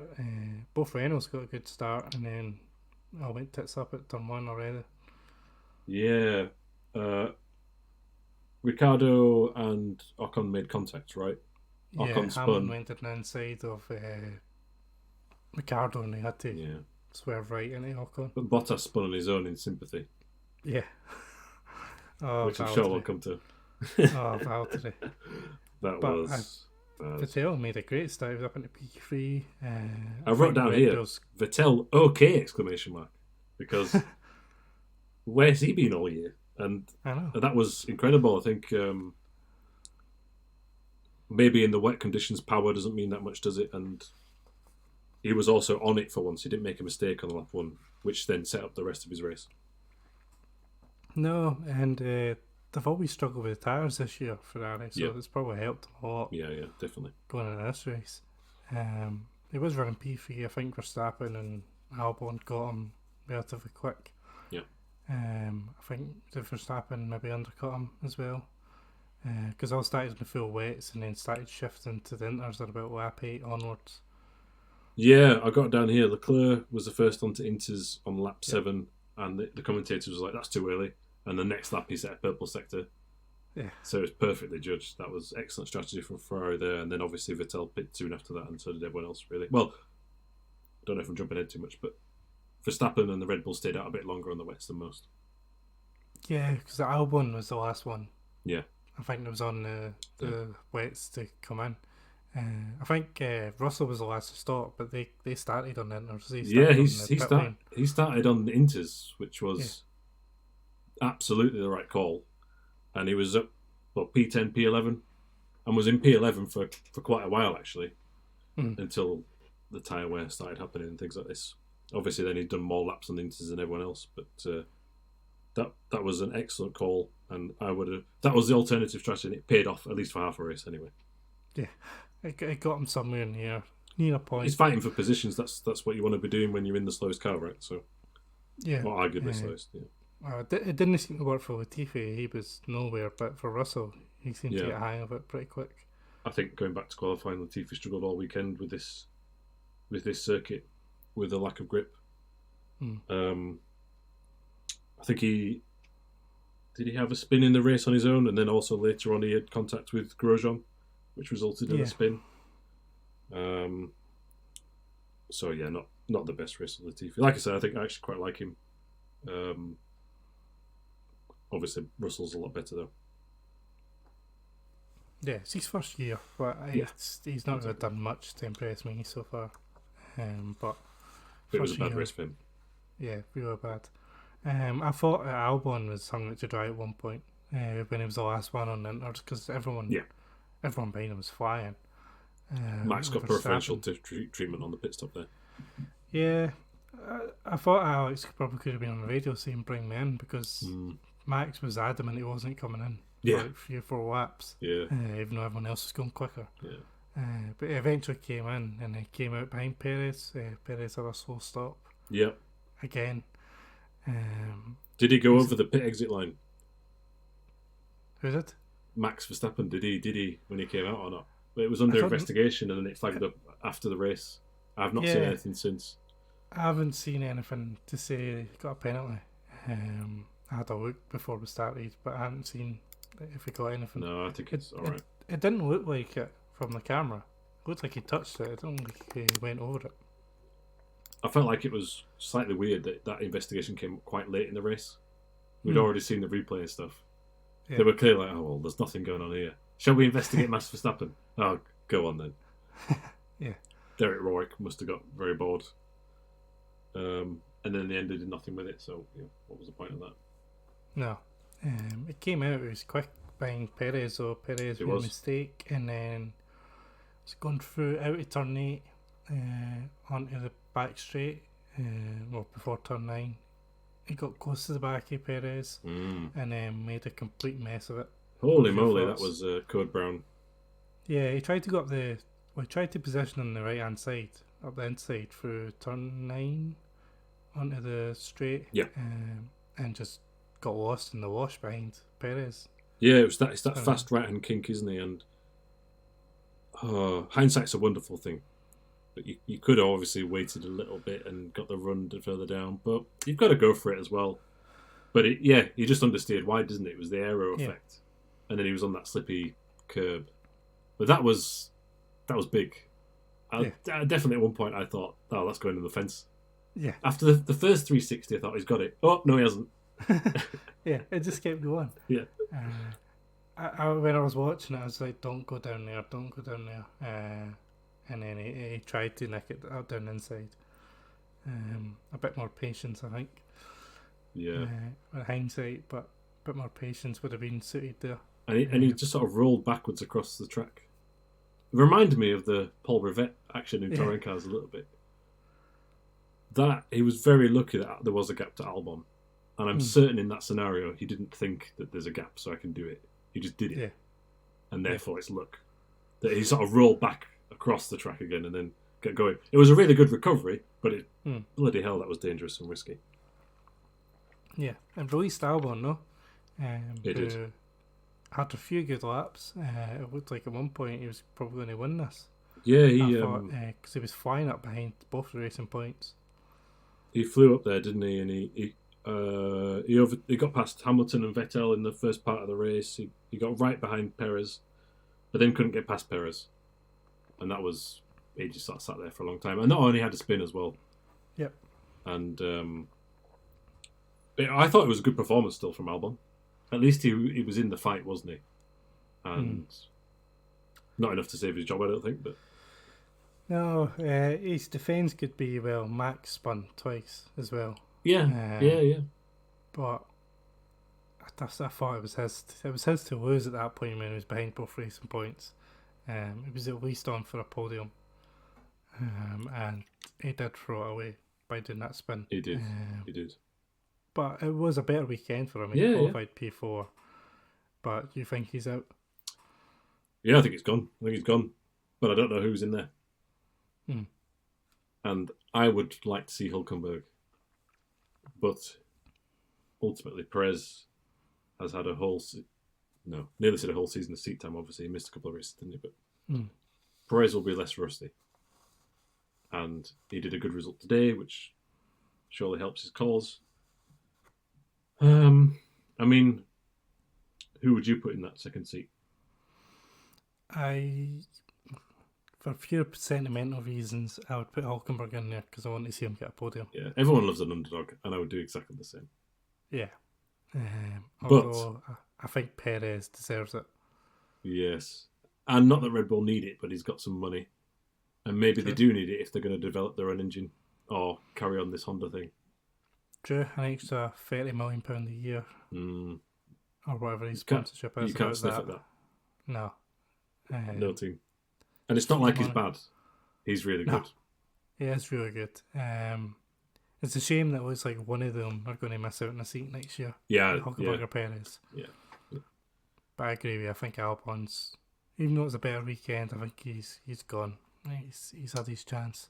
Yeah, and it's a shame. And I don't know where he would go next, because it sounds like Tsunoda is going to be at Toro Rosso, and therefore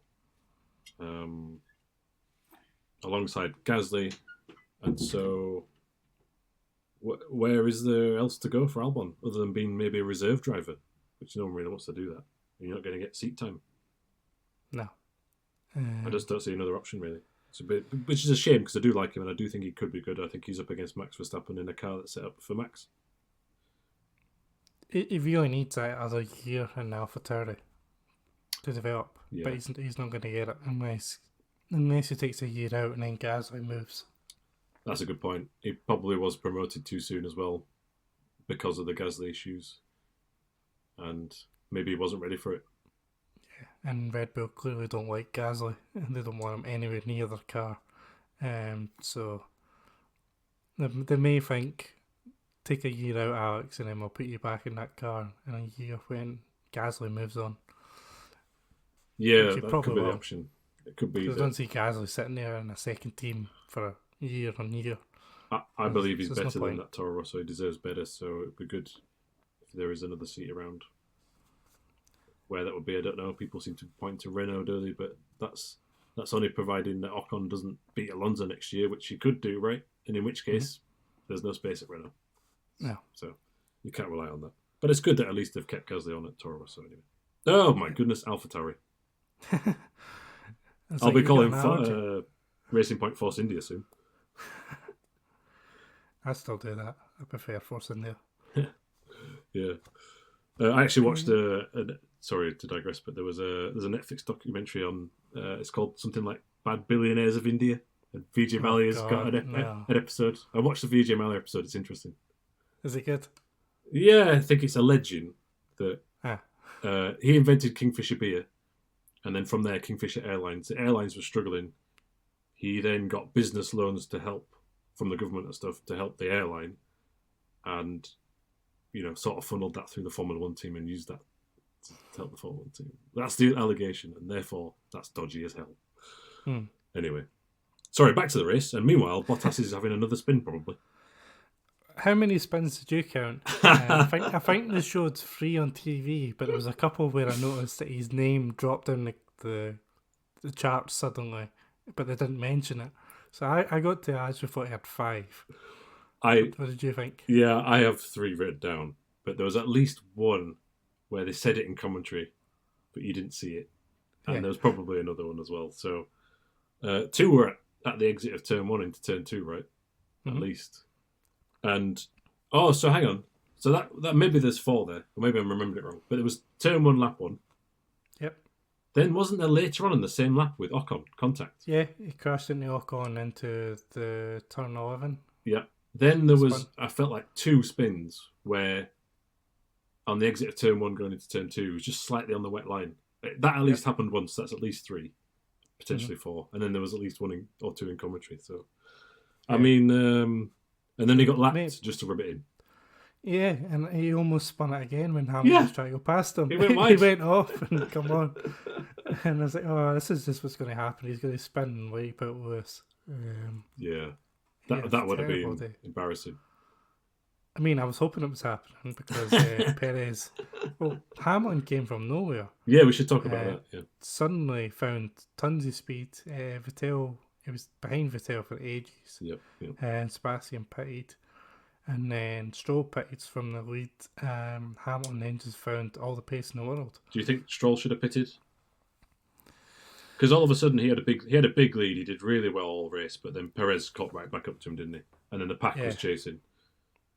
It was down to like a second and a half to Perez. It was losing a lot of time, and I think Leclerc had just pitted again for fresh inters and was flying. Mm-hmm.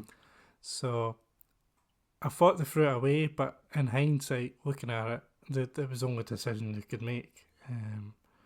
Because Hamilton and Perez ended up doing 40-something, 50-something laps on their tyres. Nobody thought at that point that was possible. And it looked like new inters would be the best way to go. Yeah, I was completely on board with that. But the fact that people talk about Perez all the time, he can save tyres. I've not seen that for years. But then he could today. Yeah. Because the drivers who were on the old Inters, including Hamilton, were basically on slicks at that point. They'd worn down, which must have been risky for a puncher or something. So then Perez gets a lead, doesn't he? And you think, oh, that's good. But actually, Hamilton did a much better job at saving those tyres. And where the heck did that come from? No, it was just out of nowhere because he was struggling, and all of a sudden... Oh, Bono, the tyres don't work. Yeah. Oh, Bono, the brakes aren't working. That's right, he was complaining about his brakes, wasn't he? Yeah, the front brakes, they don't purple work. Sectors. Yeah. I think he just does it to amuse himself sometimes. It provided us with at least the fake hope for 2/3 of the race that something interesting might be happening here. Yeah, and then just switched it on. Once he got past Perez, he just drove off. It was mad. And I think both of us probably wanted a Racing Point win, but ultimately you can't. Like, he was perfect. He was the best one there, and I can't argue with it. No. I'd love to see Perez win. Yeah. Finally. But I don't really understand why it worked on Lewis's car and not Bottas. Yeah. It's maybe because Bottas kept spinning and I think he had to pit twice. Mm-hmm. That's maybe why it was. But he just couldn't get any temperature in his tyres, whereas Lewis managed to eventually can get it. Yeah, it was night and day, wasn't it? It was embarrassing. Which just shows you how good he is. It was a great example of how good he is. It's so easy to get bored with him winning all the time. It's so easy to get bogged down in what he puts on social media. It's so easy to just follow him. Well, I don't, but you see stories, don't you? I think you know. I'll not mention him because I might get sued. And you see people sort of bemoaning his lifestyle or his the fact that it's just the same result all the time. I'm bored of this, but today was like he is amazing, and I'm can't take it away from him. It's just how that happened doesn't make any sense, but it did. Yeah. Because there was guys that put on new tyres and they were fine, but then Stroll put on new tyres with nowhere. Vettel was fine, so was Leclerc. Sainz came up from nowhere. He did very well. Putting in fastest laps on new tyres. Yep. He got past. Did you see his move on Russell in the final corner? Yeah. That was a naughty wee bump, I thought. But that was I quite liked that. Someone's been watching British Touring Cars. Yeah. And I liked Martin Brundle's commentary. He's like, I prefer to see them doing that than patting each other on the back on social media all the time. That's very good. Yeah. Excellent. I want to see them have a wee fight and a wee bit of meat up between them all. Yeah. You want rivalry. I don't think that's a huge rivalry, but it was on edge, that move, and that's great because you want the drivers making that call. I don't think anyone else really overtook into that final corner, actually, did they? It was more 2 corners before that. Yeah, and there wasn't any in turn 1 as well, which is... No. I thought there would have been. Well, maybe in the dry there might have been, but... Yeah, maybe in the dry. There wasn't anything in the wet. Previously in the dry, you could get like a switchback manoeuvre if they're trying to defend into the final corner and then get the run down to turn 1. But this year, I think it was so slippy to turn 1 that everyone just backed off, didn't they? Did you think anyone would go into slicks at any point? At the end, I thought, right, if I'm George Russell, get me on the slicks now. Yeah. And I don't know why someone didn't. But actually, maybe it was just, once again, Formula 1 promised the rain at the end. and inevitably, it didn't arrive. I want no more in-race weather updates from Ted Buddy Kravitz standing on the roof. Because he's never got a weather report right in his life. It's just false hope. And now, when they said that, I nearly tweeted out, well, it's going to be dry, isn't it? And I wish I had the courage behind the conviction to say something publicly because... Okay, there was no rain last lap. But they were going to box or pit Hamilton, weren't they, for safety? Yeah. Inters, and he decided against it. Yeah. And that was actually the right call. Yeah. Again, we could be like, he's always complaining on the radio, but he was right. So, well done. Yep. Him and Perez managed to drag his tyres out. Yeah.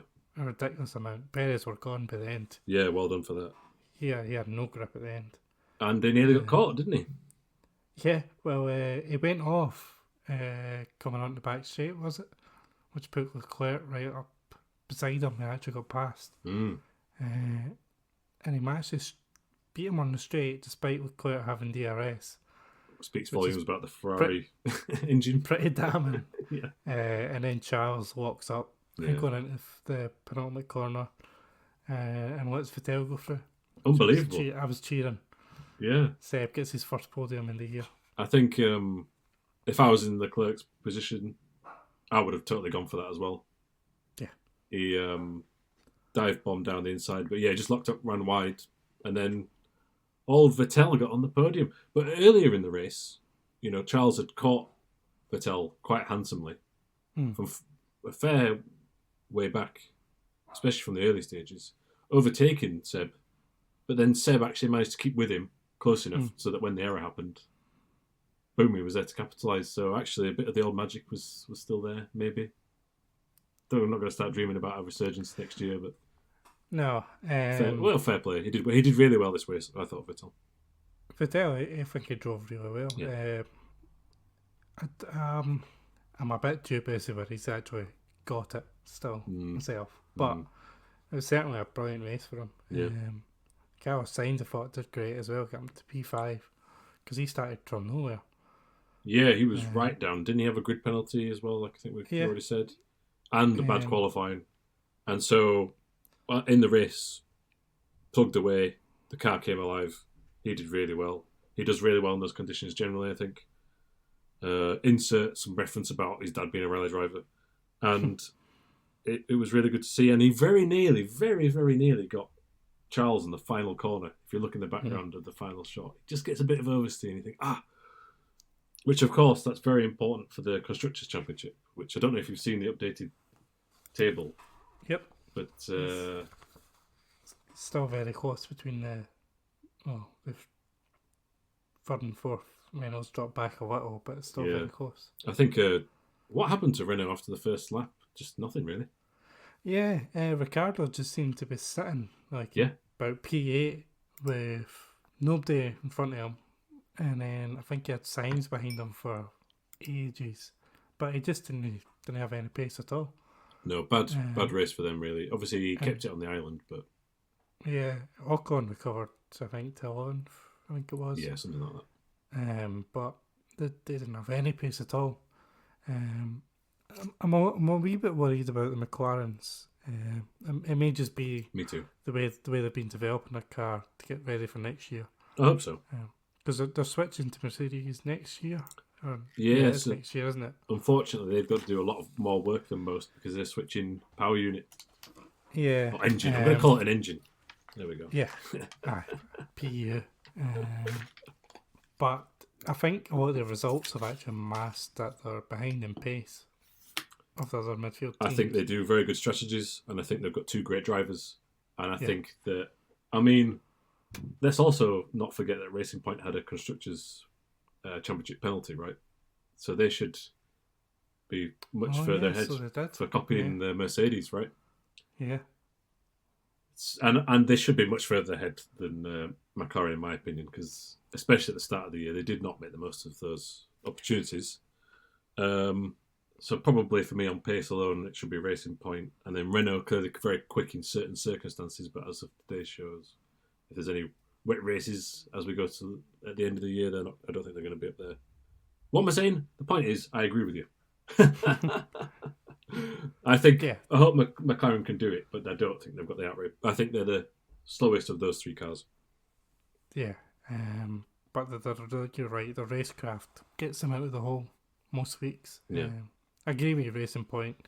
They've missed a big chance this year to get a bunch of podiums. Yeah, they should have had several. They probably should have won really in Monza if you think back when Stroll made a mess of the restart. Yeah, that was theirs really to win. Yeah, and even this weekend, not accounting for Hamilton's amazing pace out of nowhere, they were in a really strong position to win that. I mean, Stroll was 10, 12 seconds clear at one point. He was gone. Yeah. I'd like to interject with a segment, so to speak, called Crafty Watch. If that's all right. God. Yeah. Two things. One was an easy mistake to make, which called Nando Norris, which I thought was quite funny. But one really wound me up. Now, I know it's not him. It's probably the production team and the director. But like halfway through the race, he gives some stupid, pointless stat about this race has had more leaders than any other race. And I was thinking, because of pit stops and people staying out. Yeah. Use that statistic when there's been overtaking. And I can't remember, I butchered the stat. But that was just that. Oof, I got angry with that. Yeah, because then he was going on about someone leading the race. I can't remember who it was. It may have been Albon. He was making a point, and Alex was just leading the race a few laps ago. I was like, yes, he hadn't pitted. He hadn't pitted. Of course he was leading the race. Exactly. He was the only one on still wets, wasn't he? Yeah. The one that annoyed me this one was just mixing up the cars. It kept mixing up all the cars. I did notice that. He is at terrible the start, at telling the teammates apart. He mixed up one of the driver stewards at one point when it cut to a shot. Did he? And Brundle had to say, not Blundell, had to say, sorry, no, he's not here this weekend. Oh, is he not? Oh, sorry. Listen, I couldn't commentate, it's difficult. But actually, I was quite sad by the news that Ben Edwards is sort of leaving Channel 4 before the start of the weekend. But do you think he's gone? Do you think he's just stepping away, or has he got another job lined up for a prominent broadcaster? Right, well, I'm going to do some live Googling, which is never good. So talk amongst yourself. No, my interpretation of his tweets were that he's just sort of taking a year out and chilling out. It's time for me to step back a bit and take a wider perspective on everything, but always be involved in motorsport in one form or another. That doesn't sound like he's signed for Sky. No, definitely not. No. And I just think him and Coulthard are a great team, and I prefer watching sometimes race highlights, not live, just to watch the commentary. And so I don't know who Channel 4 would put in there. It doesn't sound like he's going to go to Sky.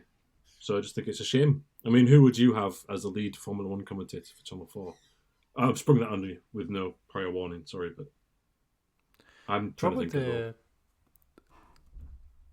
From someone that's not currently employed by Sky or that, probably the boy that does Formula E and the esports races. Oh, right, okay. I've forgotten his name. Yeah, this is why I shouldn't have asked the question. It's in my head. And that. Is he called Jack? There's someone who does Formula E and came from esports and used to do Formula 1 on Channel 5, I think. Yep. He might be the person. He's good. Anyway, I agree with you. So he's really good. Hang on, I'm going to put in live Google. Here we go. Formula E commentator. Not Dario Franchitti. Oh, Jack Nichols, I think, is a person. That's it, yeah. Yes, that's a good shout. I'm not going to disagree. He's very good. Yeah. He did some of the F1 esports stuff at the start of the year as well. I think he did, yes. Yeah. So I think he'd be very good. I'd just like Crofty and Ted Kravitz to go into retirement, to be honest. I quite often just watch races with my remote in the hand and muting when they annoy me. I don't mind Chandok, so maybe instead of Kravitz, you could just have him. And I don't know why you've got both. Karun's really good. Yeah. I like Paul the Rest as well when he's on. Yeah, surprisingly so. Yeah. Nico Rosberg, he's been good on it this year. I've got a point about Nico Rosberg. You've just reminded me. So I'm never a huge fan. No. Right. Who is? But yeah. Seeing Bottas struggle so much against Hamilton makes me have a greater appreciation for the fact that he actually, obviously, beat him that 1 year, but not only that, he was at least taking the fight to Hamilton more than Bottas. Yeah. But I can't stand his YouTube channel. No. when Rosberg was there, you didn't know who'd be on pole and you didn't know who would win. Yes. Whereas if Bottas gets pole now, I still don't expect him to win. 100%. And when he does his whole pole, yeah, there was a chance, wasn't there, with Rosberg, and he clearly took a big toll on him. He put everything into it with his family, and Hamilton made some suggestions that the team was more favoured towards him in that 2016 season, but still way better than Bottas. Just putting that one out there. Yeah, well, I think that season they swapped the pit garages teams round. Yeah. So they gave Hamilton's engineers over to Rosberg, and that must have been gutting for Rosberg's old engineers. Yeah. They've lost 2 years in a row, get switched to Hamilton, and they lost again. Yeah. That's a kick in the balls, isn't it? Yeah. We're moving you to the winning side, where you're going to lose now. I can see that. I mean, he started that season real well. I think he won the first 6 or 7 races in a row. He did, and he just maintained that for the rest of the year, didn't he? The gap. Yeah. And Hamilton took the end of the season before off, partying, and then after he won the title. Yeah. So, yeah, I do. The thing about Valtteri is I think he's a really good driver. Yeah. When he was in Williams, I was really impressed with him. But he's quick in some qualifying sessions. He's good in some races, but there's no consistency at all. And they really should be. He should be beating Hamilton more than else. It should be closer. Yeah. And 2 wins in a year is good, but you've got the outright dominant car, not good enough. And in previous years, I think he has been better. I think actually over the course of this year, so far, with a few rounds left, it's not been a good year for Valtteri. And I would love George Russell to be in that seat instead. But it's not going to happen. It's not going to happen, no, is it? No. But it might for 2022, do you think? 2022, I think it's nailed on that Russell will be in Mercedes. So do you think Hamilton will be there? Yeah. What do you think about that? Yeah, I think I don't know what's holding it up. He wasn't happy about the salary cap, which came out a few races ago, which was, I think it's, 30 million split between 2 drivers. You see, that doesn't do Lewis any favours. Going back to what I was saying earlier, right? No, it can be quite diversive. I mean, he's I think he's on about 40 million a year now, and then he'd be dropping to about divisive 10. Yeah. But I think he'll sign. It'd be stupid not to. How many years do you think he'll sign for? I think he'll sign for 2. 2. So he'll do with possibly an option in 1. Yeah. He definitely will be there next year, I think, because, in my opinion, he will win the 8th championship and become the all-time greatest. And who doesn't want to do that? No, I know. If you're in that scenario, you're one of the 2 people in the world that can ever, join. Oh, you should say congratulations to Lewis Hamilton for winning the title in this race. Oh, yeah, he did, didn't he? Yeah. I assumed they'd won it like back in Monza. Well, it did really, but yeah. Yeah, it was over months ago. But yeah, he won today and he won the championship, and he's the best of all time now, statistically. Yes. Do you think he's the best of all time? Without statistics. Impossible, though, isn't it? It's hard to say because I didn't watch. Different eras. I didn't watch anyone else live. I suppose I seen Schumacher live, but I didn't see Senna or anyone like Fangio. that. But yeah, but I'm old enough to see Fangio live. No, I'm not. But he's got the speed. He now manages the tyres well. He's makes good strategic calls. He's all round package is probably up there. But my worry about him staying on longer is I think you'd probably say a 2 year plus an option for a third, because I don't think he'll be happy sticking around in a team where he's not winning from 2022 on if Mercedes make a mess of it. Yeah. That'll ruin his reputation and his record beating status, I think, a little bit. Yeah. It won't. The time will heal, but it won't look good. I know he talks about all the time he wants a battle for wins and all that, but I think in reality, if he's sitting finishing 4th and 5th and struggling to get on podiums, he's not going to want to be there. No. Because he did that with McLaren and he was a miserable git for years. And he left. Yeah. I feel like you can't compare because, especially in Formula 1, it's such a team sport and it's so rule and car dependent. All you can say is you judge him on his teammates. And, okay, we're just saying Rosberg did very well and won a title. Over the course of that partnership, Hamilton was the best. He's clearly smashed Bottas. In his debut year, he completely destroyed Fernando Alonso's mindset. Mm-hmm. He then won the championship in 2008. The only slight blot in his copybook, I think, is that over the 3 years he was teammates with Jenson Button. Was it 3 years? I think it was. Actually, Jenson outperformed him. If you take that into... If that was one long season, Button has more points. And running... I still feel that Hamilton was quicker, but Button played the smarter game sometimes. Which, going off to Button, I think he's slightly underrated because everyone thinks he won the title in the best car, and he did, but then he did well against Hamilton, who's now the all-time greatest. So, it'd be it's interesting. So the $1 million question, though, is where do you put Hamilton against Schumacher? And I don't know. They're very similar. They're very similar. I just think Schumacher blotted his copybook a bit with the odd, not cheating, but bending of the driving standards. And Hamilton doesn't really do that.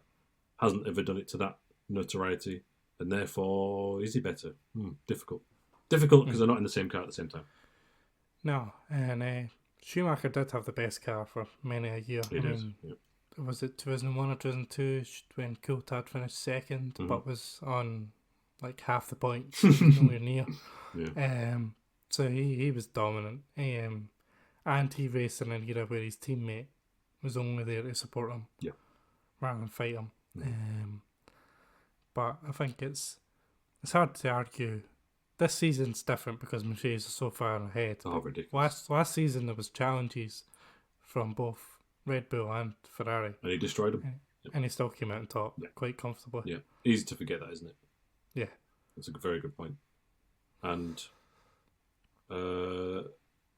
it's always hard to judge how much how much of an effect a driver has on a team. Like their feedback, any setup ideas, how that car suits the driving style. But I feel that obviously Hamilton is clearly a driving force behind the success of that team as well, and how they design things maybe around him. And that's a mark of a champion. That you don't win a championship unless you're the dominant person in that team. I don't think, regardless of the sport, really. No, and he's clearly done enough to keep Valtteri at bay. This year especially. And he's not like Valtteri come in and put his stamp on it. No, not at all. He's dominated what he needed to do. Yep. But that is my worry long term, is that if 2022 goes bad, he'll be gone pretty soon. Yeah. Because It'll be what, 37, 38 then? Yeah. There's no point in running around at the back. Not doing what Alonso's about to do. Could you ever see him in any other form of motorsport, though? No. I don't see him ever doing anything different. He's got an Extreme E team, hasn't he, though? He could dabble in that. That's true. Yeah, he's going to start that, isn't he? If that series is a success and continues on, you don't know that. I feel like it probably will be, but I don't want to go into that rabbit hole, but it feels like if that's interesting to watch, it'll be a success. If not, no one will care. But anyway. Yeah. I'd love to see him try. That'll be good, though. A Formula E. Or an IndyCar. Yeah. See if he would do the Indy 500. Yeah. I mean, props for Alonso for at least trying that. Yeah. I don't see Hamilton ever doing it. No. Because I remember back when Hulkenberg did Le Mans and won it. Yeah, very random. Everyone was saying how great it was, and then Hamilton was like, I'm not bothered. I don't care about any other motorsport. It means nothing. Yeah. He'll go probably into a career of media and fashion design or music production or something like that. You know. Yeah. Other interests. Yeah, he's got enough other creative interests that'll make him some good money. Yeah, he's got enough bank as it is for the rest of his life, and a dog. Yeah, that's true. Yeah. I mean, that's what I was about the salary cap thing. I mean, sure, there's other ways you can make up that money through sponsorship and endorsements, and if that's a big sticking point in his contract, find it from elsewhere. It's got a management team that'll do that. Yeah, completely. Yeah. I just wanted to touch on, I don't know if you've got it in your notes, because I know we've gone on long here, but have you seen the 2021 calendar? I have. I'm glad that Vietnam's off it. So it's gonna so there's 23 races if Vietnam is included. Holy. But at the moment, there's political problems in Vietnam. Yeah. The guy that started or was head of the team that made the race possible has been arrested for corruption. Oh, really? I've not seen that. Yeah, he's allegedly been arrested for corruption. Goodness me. And the Hanoi government aren't interested in hosting it. So, start a space on the calendar. Poor Codemasters for developing that. I know. I hated that on the game. I hate it. I was the only person who didn't mind it, but it's I only didn't mind it in the context of Sochi. Anyway. Yeah, true. And then we've got Zandvoort making his debut. Fingers crossed that happens. That'll be good. And a new race in Saudi Arabia. Yeah. That's just what F1 needed for its image. Well, it's doing wee races won and racism, end racism and all that is to go to Saudi Arabia. Formula E is already there, but that doesn't make it acceptable, especially in light of the anti-racism causes at Formula 1. We Racers 1 is just, it slaps that in the face, I think. And also, I don't know what the track's going to be. I mean, the Formula E track there, you shouldn't compare that actually because they have different layouts completely, but I'm assuming it's going to be another sort of street circuit thing. And it's a street circuit around Jeddah. Saudi Arabia are doing this a lot now with sport. They've got the WWE on a multi-year, hundreds of millions of dollar contract. Right. They got Anthony Joshua to fight there last year. Yeah, there was a music festival, wasn't there, with some influences that went across there. They're trying to whitewash improve their image, despite the fact they're in a war with Yemen and still chop people's heads off and stuff like that. Don't ignore all that. Yeah. And women were only allowed to drive last year for the first time ever. I mean, that's great, but it's not exactly modern, is it? And just the dissolved journalists in acid and things like that. Oh, yes. Yeah. But we go to Russia. Oh, yes. Everyone goes to Russia. Dissolving people in... What? Sorry? So there is plenty of other races where you could make human rights claims against. Yes, there is. But I think Saudi Arabia is probably the most out there and egregious one that they've decided to sign up for. In 2020, that just seems outrageous. Yeah. And it's a country that's built on oil money, let's be real. And again, that just seems old-fashioned. To accept funds from something like that, I guess. I suppose the argument for it is that you never change these countries if you just cut them off. But then, if you give them all your sporting events, you actually help them. And I'm not a fan of street tracks, so I'm not happy about new street circuits being added. Nah. I mean, listen, we'll have to see the track, but I don't have high hopes. I really hoped that they would have modified next year's calendar. I know they've got contracts that they carried over and had I to know, use, but wasn't Portimao amazing? Portimao, Mugello. Mugello. I'd Even take Turkey. Imola back. Turkey, yeah. It was so Imola good. I'd take back in 2022, I think, the new cars. Yeah. I think that would be epic then. But these are proper air quotes racetracks. Portimao is a new. It's not new. It's been around for well over a decade, I think. But it's got your tarmac runoffs, and in theory that should be rubbish. But the elevation, the topography of the area works perfectly. More blind corners, please. And those tracks have corners. Mugello, Turkey, if it was surfaced properly, and Portimao have corners which are amazing to just see a car on its own drive around. Never mind the racing. And I'm sorry, but it's not amazing to see any corner of the French track, the Castellet. Paul Ricard, there we go. Got there in the end. So it's a business at the end of the day. But they could have at least squeezed one of those in there in 23 rounds. Yeah. I love a track that's hilly. I love a track that's got corners which are off camera. Well, that's the knock-hill inside you. It is, absolutely. But I think F1 needs that, because going to a track like Sochi or Paul Ricard, it's just not Barcelona. It's just not interesting at all. Nah. To go and see. But I'm excited next year to see tracks like Suzuka and Brazil. Yeah, we've missed those as well. Coming back. Yeah. But I feel like we could squeeze in some of these European races that we had this year. It is a global sport, but they've got to balance spectator interest with money. I thought Liberty would do that. For example, someone was saying the other day, and I forget who it was, so apologies. They were saying under the previous ownership, the Netflix series would have never happened because Netflix didn't pay enough. And that's a great thing that's for fans. But give us some nice tracks, please. That'd be really good. Yeah, I mean, some of these tracks that we're going to that are rubbish are new. Yeah. Like Sochi. Surely to God we could have designed a better track, but then I'd have a race in Russia, but have it on. There's a new track in Russia that just opened this year called Igora Drive. It's a modern track with asphalt runoff and stuff, but it's got elevation. It's got interesting corners. I would say it's probably to the FAA standard, but I think it is.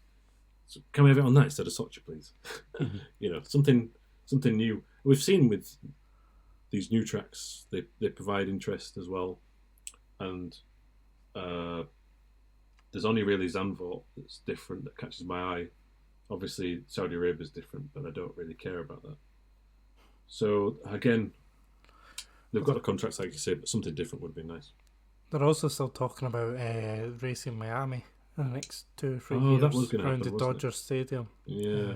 Which again is another race around the car park. Yeah, it does sound like a car park, doesn't it? Yeah, which I'm not excited about. Street tracks are funny. There's got to be a special place. Like Monaco's special for the place and the history. Yeah. Azerbaijan is hit or miss. Yeah. But when it hits, it's epic. Yeah, that when tiny it little misses, section. it's boring. Yeah. The endurance aspect of Azerbaijan is great. Yeah. I'd love to see tracks like Po or Pau, which is in France, which I don't know how you pronounce it, or Macau, but they are too dangerous, and I can see why they're not. And I think they tried to do an element of that with that middle section in Azerbaijan, somewhat successfully. But you some of the other street tracks, well, the whole. Listen, I'm open to Formula E, and I think it's a great thing that they're doing. Those tracks are terrible. And yeah, they are literally driving around the car park. What differentiates F1 from that is not doing circuits like that. Yeah. And so adding in something that could be like that is a bad thing, I think. I mean, literally, the German Formula E track is a car park. Yeah. And the one in London, I don't know what it is now, but it used to be around one of the parks. Yeah. It was. You can see half the track for trees. Yeah. And it was like single track wide. It was awful. Yeah. Yeah. Might have been interesting to spectate it, but yeah, maybe we need we need F1 to make smart decisions for racing rather than just money. But yeah, it's a balance, and I don't know the figures. But we've obviously got Chase Carey stepping aside, isn't he? In Liberty, yep. Stefano Domenicali from Lamborghini. Oh, formerly a Ferrari boss, so conspiracy theory time. Maybe he brings something new and thinks more about the races. I don't know, but certainly it hasn't happened in the 2021 calendar. And we've got Bahrain as a second round, so we're going to have 2 rounds near the end of this season, and then we're going to be in Bahrain in March already. Yeah, I'm overloaded on Bahrain. Thanks. What do you think about the mad outer loop track that we're going to do? First of all, it's not even close to an oval. I don't like how people keep mentioning that. Yeah, I think it's rubbish on paper, but it's something different, so let's try it. Yeah. I think the fact that Roman Grosjean came out and says he hated the idea of it makes me excited for it. So that's why I'm excited about it. It's going to be awful. Everyone's going to get stuck in a DRS trade and nothing's going to happen, but I want to see it. You never know. It might be interesting. Yep. And I'm being a hypocrite there because I'm bashing Saudi Arabia and not seeing the track. And yeah, I'm open to Bahrain. I don't think we even need a race there. Can't we just go to Abu Dhabi and skip it? Yeah. The season's over. Forget it. Yeah. It's winter time now. Let's just leave it. We're all in another lockdown. Let's just go to Abu Dhabi. Thanks. Yeah. The final couple of seats are available. What do you think? Where are they going to go? Ooh, can you remind me who they are? Yeah. So there's a seat available at Mercedes. Oh, I don't know who could possibly be in that one. No, I know. There is technically a seat available at Racing Point, but Stroll... I don't know who's going to be in that one either. Yeah. There is a seat available at AlphaTauri. That's interesting, yep. There is 2 seats available at Haas. Oh, that's also interesting, isn't it?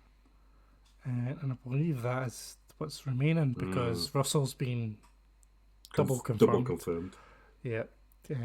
Confirmed that his previous confirmation was still valid. And Alfa Romeo have decided to keep Giovinazzi and Raikkonen. What do you think about the Alfa lineup, first of all, actually? I think it's a team that has written the season off, so I'm not judging Giovinazzi too hard. Yeah. I think he's driven better this year than he did last year in a worse car. Yeah. But I still haven't been impressed with him.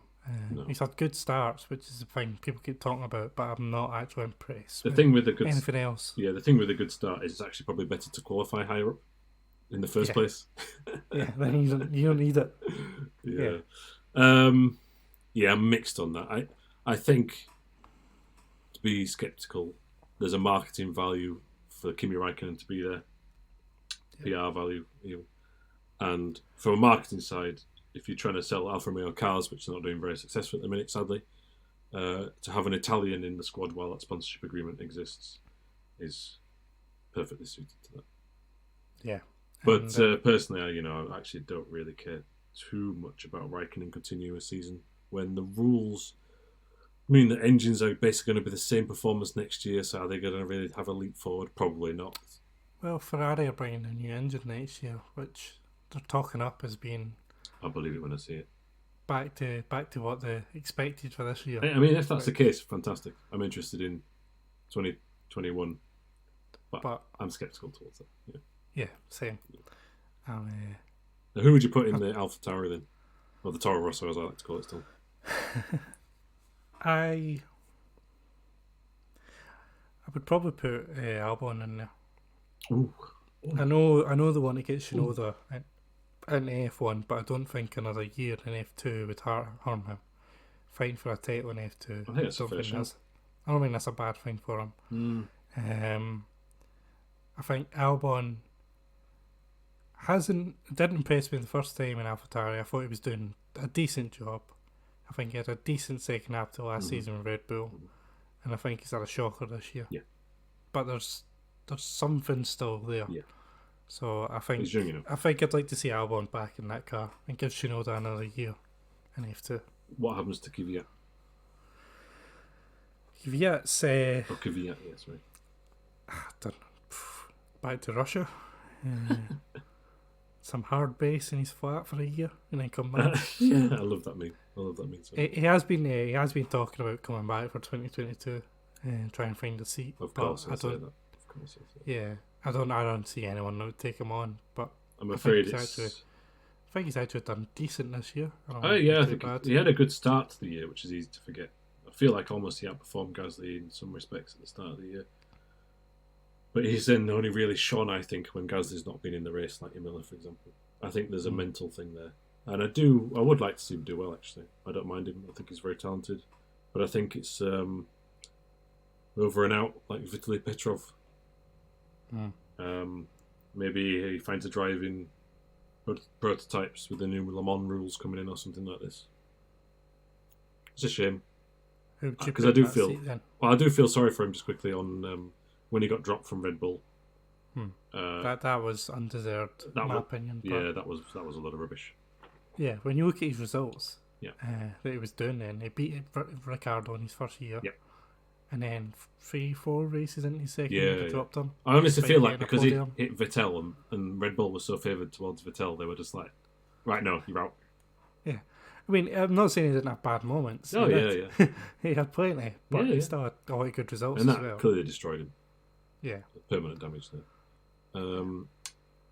I would put Gasly. I mean, people are very excited about Tsunoda, and I think, is there a Honda connection there? Don't know. Bit of patriotism even. Yeah, listen, I think Albon in his current form does not justify a Red Bull seat, but I really feel for him, and I think he can rebuild things with a year at AlphaTauri. Maybe get a contract somewhere else further down the line. Yeah, I agree. I think he's in a tough position in that Red Bull. Yeah, Clearly doesn't suit him. He doesn't know. He hasn't got the experience to get on top of it. Yeah. Put him in an easy car. Let him build himself back up. Yeah. Because Perez or Hulkenberg isn't a long-term investment. No, that could be a one-year contract, right? Yeah. And either would take it. Yeah. And you've got Albon still waiting. Yeah. It just seems a shame that it looks like he's going to be out completely. Yeah, I would like to keep Albon on there, and it saddens me that Kvyat's going, but ultimately that's probably what will happen, I think. And I think he knows it. Yeah. When he's in interviews and stuff. He's trying to hype himself up a bit too much, is Kvyat. I'm thinking, yeah, you've got no contract option for next year. And what about Haas then? That's locked in, isn't it? But not announced, in theory. Is it Mazepin and Schumacher? That's a rumour of Mazepin and Schumacher. Ferrari were talking the other day that they're not sure. I think Mazepin's in there for the money. So that's pretty much confirmed. So he's got a lot of Russian money behind him. Yep. Yeah, see, Kvyat's gone, but there'll be still a Russian presence on the grid. So, exactly. Yeah. The Ferrari have been talking about, they're still not sure between Schwartzman, Schumacher and Ilott. Ilott's pretty good, I think, yeah. They're all still doing, I think, the young driver test in Abu Dhabi. So they're all still doing that. But I'm pretty sure it'll be Schumacher that'll be in there. They're really keen on getting him up, so I think I agree with you. Makes more sense. And this year's been good. Yep. You don't lead a championship for nothing. Now, he might not win it at the end, but I'd actually think at the start of the year he lacked an edge that was truly like, he's the quickest. Because, again, with F2, and I'm not too much of a fan of this, you've got the different tyre compounds and you've got the DRS. And there's a reverse grid as well, right? So sometimes it's harder to see who's got the outright pace. But cream rises to the top, as Tim Harvey would always say. And I think he's done well. He did that weird mistake at Silverstone where he chopped someone's nose off, didn't he? But it was his teammate. It was Schwartzman. But his radio message at the end was very apologetic, so he kind of knew it, and that was kind of classy, I thought. Yeah. And he's good. And it'd be very exciting to see a Schumacher name back in Formula One. Unfortunately, it's in a Haas. However, that gives him room to grow, learn, and with zero pressure in many ways. No one's saying, you're gonna do well. Well, there's no pressure to get in a Ferrari seat in the next year or two because they've got Leclerc and Sainz for 2 or 3 years signed up. Yeah. So there's no pressure for them to move them up. He might even move to Alfa Romeo after a year, if that deal's still going. And when Raikkonen retires or something, if that's seen as a step up, I don't know. It's really easy to forget that Haas used to get into Q3 only a couple of years ago. Yeah. It's bizarre. What's happened? It's ever since Cam got the job, they've went downhill. Yeah. Sorry, Cam. Sorry. If you ever listen to this, I apologise. Yeah. They wrote off this season about 2 races in. Yeah, they felt like they did something similar last year as well. Yeah, in many ways. It's just like, that's great, we'll try next year. See, you never know how much they're actually going to develop in for next year. It sounds like they've got this infinite money pool is starting to run a little thin. Hence why you've got a driver with some backing and a driver with a highly sponsor-friendly name. Yeah, not saying that's why Schumacher got the drive, by the way, but I'm just saying it helps them.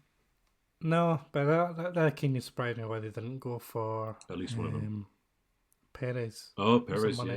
But true. I think for Ferrari get a say. Well, I think Ferrari get a say over Alfa Romeo's second seat. Yeah. I don't know if they've got the same deal with Haas. Previously, no, because that's why Magnussen and Grosjean have a drive, right? But True. There could be a nice deal on some discounted engines there, couldn't there? Yeah. I'll give you 20 quid off if you put in this young Schumacher boy. Yeah. I think was it Jack Villeneuve was writing the other day that he doesn't think that he'll be any good. He think he'll be more Ralph than Michael. I was like, that's probably a peak. I can't remember if it was Villeneuve, but he normally says nasty stuff like that. So let's be real about it, though. Jack Villeneuve is an idiot. There, I've said it on the internet, so it's true. It's true. No, listen, Jack Villeneuve. I think he work for Italian media? Something. Definitely. He's on one of the media. Yeah, and he's like their equivalent of like a Nigel Farage or a Jeremy Clarkson of the Formula One world, where he comes out with these crazy statements and it gets lots of clicks. That's his job now. Yeah. He used to be world champion. Think about that. Probably making good money out of saying absolute rubbish. He's probably a lot more money than me. But oh well, he's lost his credibility in my opinion in that respect. Listen, it could be wrong, but he's obviously probably bitter about Michael Schumacher as well. There's probably some context there. Ralph Schumacher's got a son, hasn't he, in driving, who's not doing very well. Is he not an F3? Oh no, you've got me. I shouldn't have mentioned that. I'm sure he might be an F3. You've puzzled me there. I think he's an F3. I may have to look this up after. I've got to Google it now. But as we've seen from like Bruno Senna and Nelson Piquet Jr., just having the name isn't enough. Yeah. Right. He's called David Schumacher. He's born in 2001. He's 19. He's from Germany. Did you know that? Did he? But where does it say what he's doing? Oh yeah. Yeah. 2019. Yes. He's doing F3. But he left the team after the third round. That's always a good sign. Always a good sign. Yeah. Do you remember when Damon Hill had a son who was doing some racing as well? That's disappeared as well. No. Anyway, I think he did some British series and then not anymore. Well, sorry about that. That's tangent. It's all right. So, anything else you want to say about this weekend? Enjoy the touring car racing. It was good. Fine. Glad it's over. No, I'm not. I'm sad it's over. There should have been another round normally, wouldn't there, in a year? Yeah. And now what we're going to do in the winter time? We're going to watch Bahrain twice. Yeah, we've got a 1 week break, and then we've got a double header at Bahrain, and then Abu Dhabi, and then there's a week testing after Abu Dhabi. So with the young guns, I think we've run up to the week before Christmas then, I think, and then we're going to need to find a new race series to watch. Which is fine. You like to watch cars driving through Wales and stuff like that. Yeah, but you've got plenty. So normally you got WRC ends in December and starts in January. Isn't that crazy? Yeah. However, rallying is very difficult to control under COVID situations, I think, because it's not in a locked-in circuit. I know there's more landmass, but it's harder to. You can't control people getting to the stage and therefore say to the authorities, "Yeah, no one came." Because you can just walk across the field and get there. So the round, there was supposed to be a round of WRC a couple of weeks ago in Belgium, got cancelled. And they've got a final round, which is very interesting. Have you heard about, I know you don't follow WRC, but have you heard where the final round's going to be? No. Monza. What? Yeah. Around Yeah. the gravel traps and stuff. Yeah. Now you've said it, that makes more sense than what they're doing. They do they put cones out and they make a track at that stage, and then they change the cones and then they do another. But they also use the old banking. Do they? Yeah. Which is pretty cool. They actually use that as part of the route. And it's a yearly thing as a Monza rally. It's not part of the WRC. It's just they were desperate for rounds and they're doing it. And Valentino Rossi's won it 3 or 4 times, so there's a rumour that he might enter and compete in it, which would be quite interesting. But yeah, it's not a traditional rally, but it's just because it's in a closed venue, basically. And so it might happen. That's supposed to be in December. What else is it? Well, there's normally a Formula E season, but I don't know what's going on with that. Doesn't that normally run around from this to... Yeah, it normally starts before the year end, but yeah, I haven't seen a calendar for it. No, so I would know that's at least something to watch, in some form, along with your rallying. So I don't know. That's it. Oh, there's a Dakar rally in January, maybe. Might watch that. Well, we'll just have to stick to virtual racing. Very true. Yeah, because I think the IndyCar, it's not really carrying on much longer. No, I think that's... well, the champion's already been crowned, so I don't know if they've got a race left or not. I think but Scott Dixon won it again, didn't he? But yeah, so we're going to have a barren few weeks until the new year. Well, this podcast's gone on very long, so people have to listen to this. It might take them a few weeks to get through it. That's something to do. Well, considering you're on it, I've lost 10% of my audience. So. Oh yeah, that's a good point. Oh, well. Thank you, the guy in India that downloaded my last episode, though. Whoever you are, thank you for that. Oh wow, excellent international podcast. Worldwide audience. I had a guy in Germany, I have somebody in Canada. Isn't that crazy? Isn't the internet amazing? Yep. Oh, I just thought of two. I know we've gone on very long. 2 small points. 2 small points. One, because it was the final round of the British Touring Cars. Did you notice the Game of Thrones music on the warm-up lap? No. Well, it wasn't Game of Thrones, but it was trying to copy it. I thought that was weird and didn't work. on the warm-up lap, they were trying to make it more dramatic, and it was just oh, guys, come on. And then, I wasn't a fan of DRS in that race. Don't think it needed it. Ooh, I've opened a can of worms. They activated DRS towards the end, didn't they? Or about halfway. I felt that it would have been more fun to see people trying to overtake people with different tyres going on than, they've driven past them. Yeah. But that's very old school. I just think the DRS effect is too... I don't mind DRS, but the effect of it is too strong with this current rule set where there's a high downforce car. And so it would have been nice to have a wet race without it and see if it was good or not. There you go. I was surprised they enabled it. Me too. I thought you weren't allowed to use it on inters, but it's obviously at the discretion of the director. Yep. But there was a few moves that did help. And, it was pretty easy going down the last one, but it was too easy.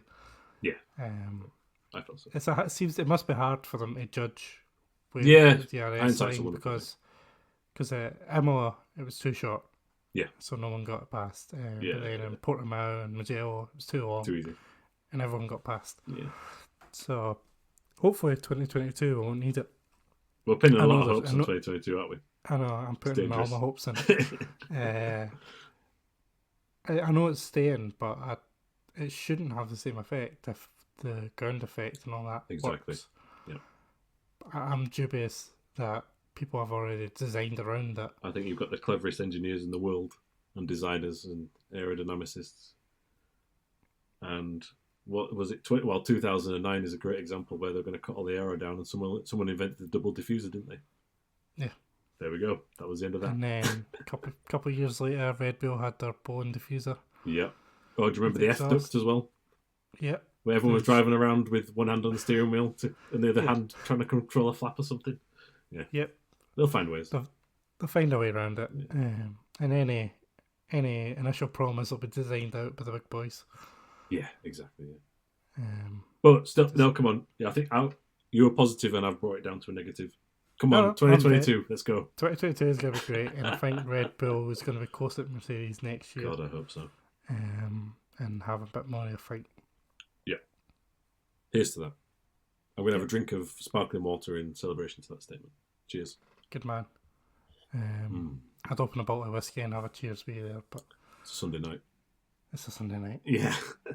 And I've got to drive into a COVID hotspot tomorrow morning. So. Oh, goodness. Good luck with that.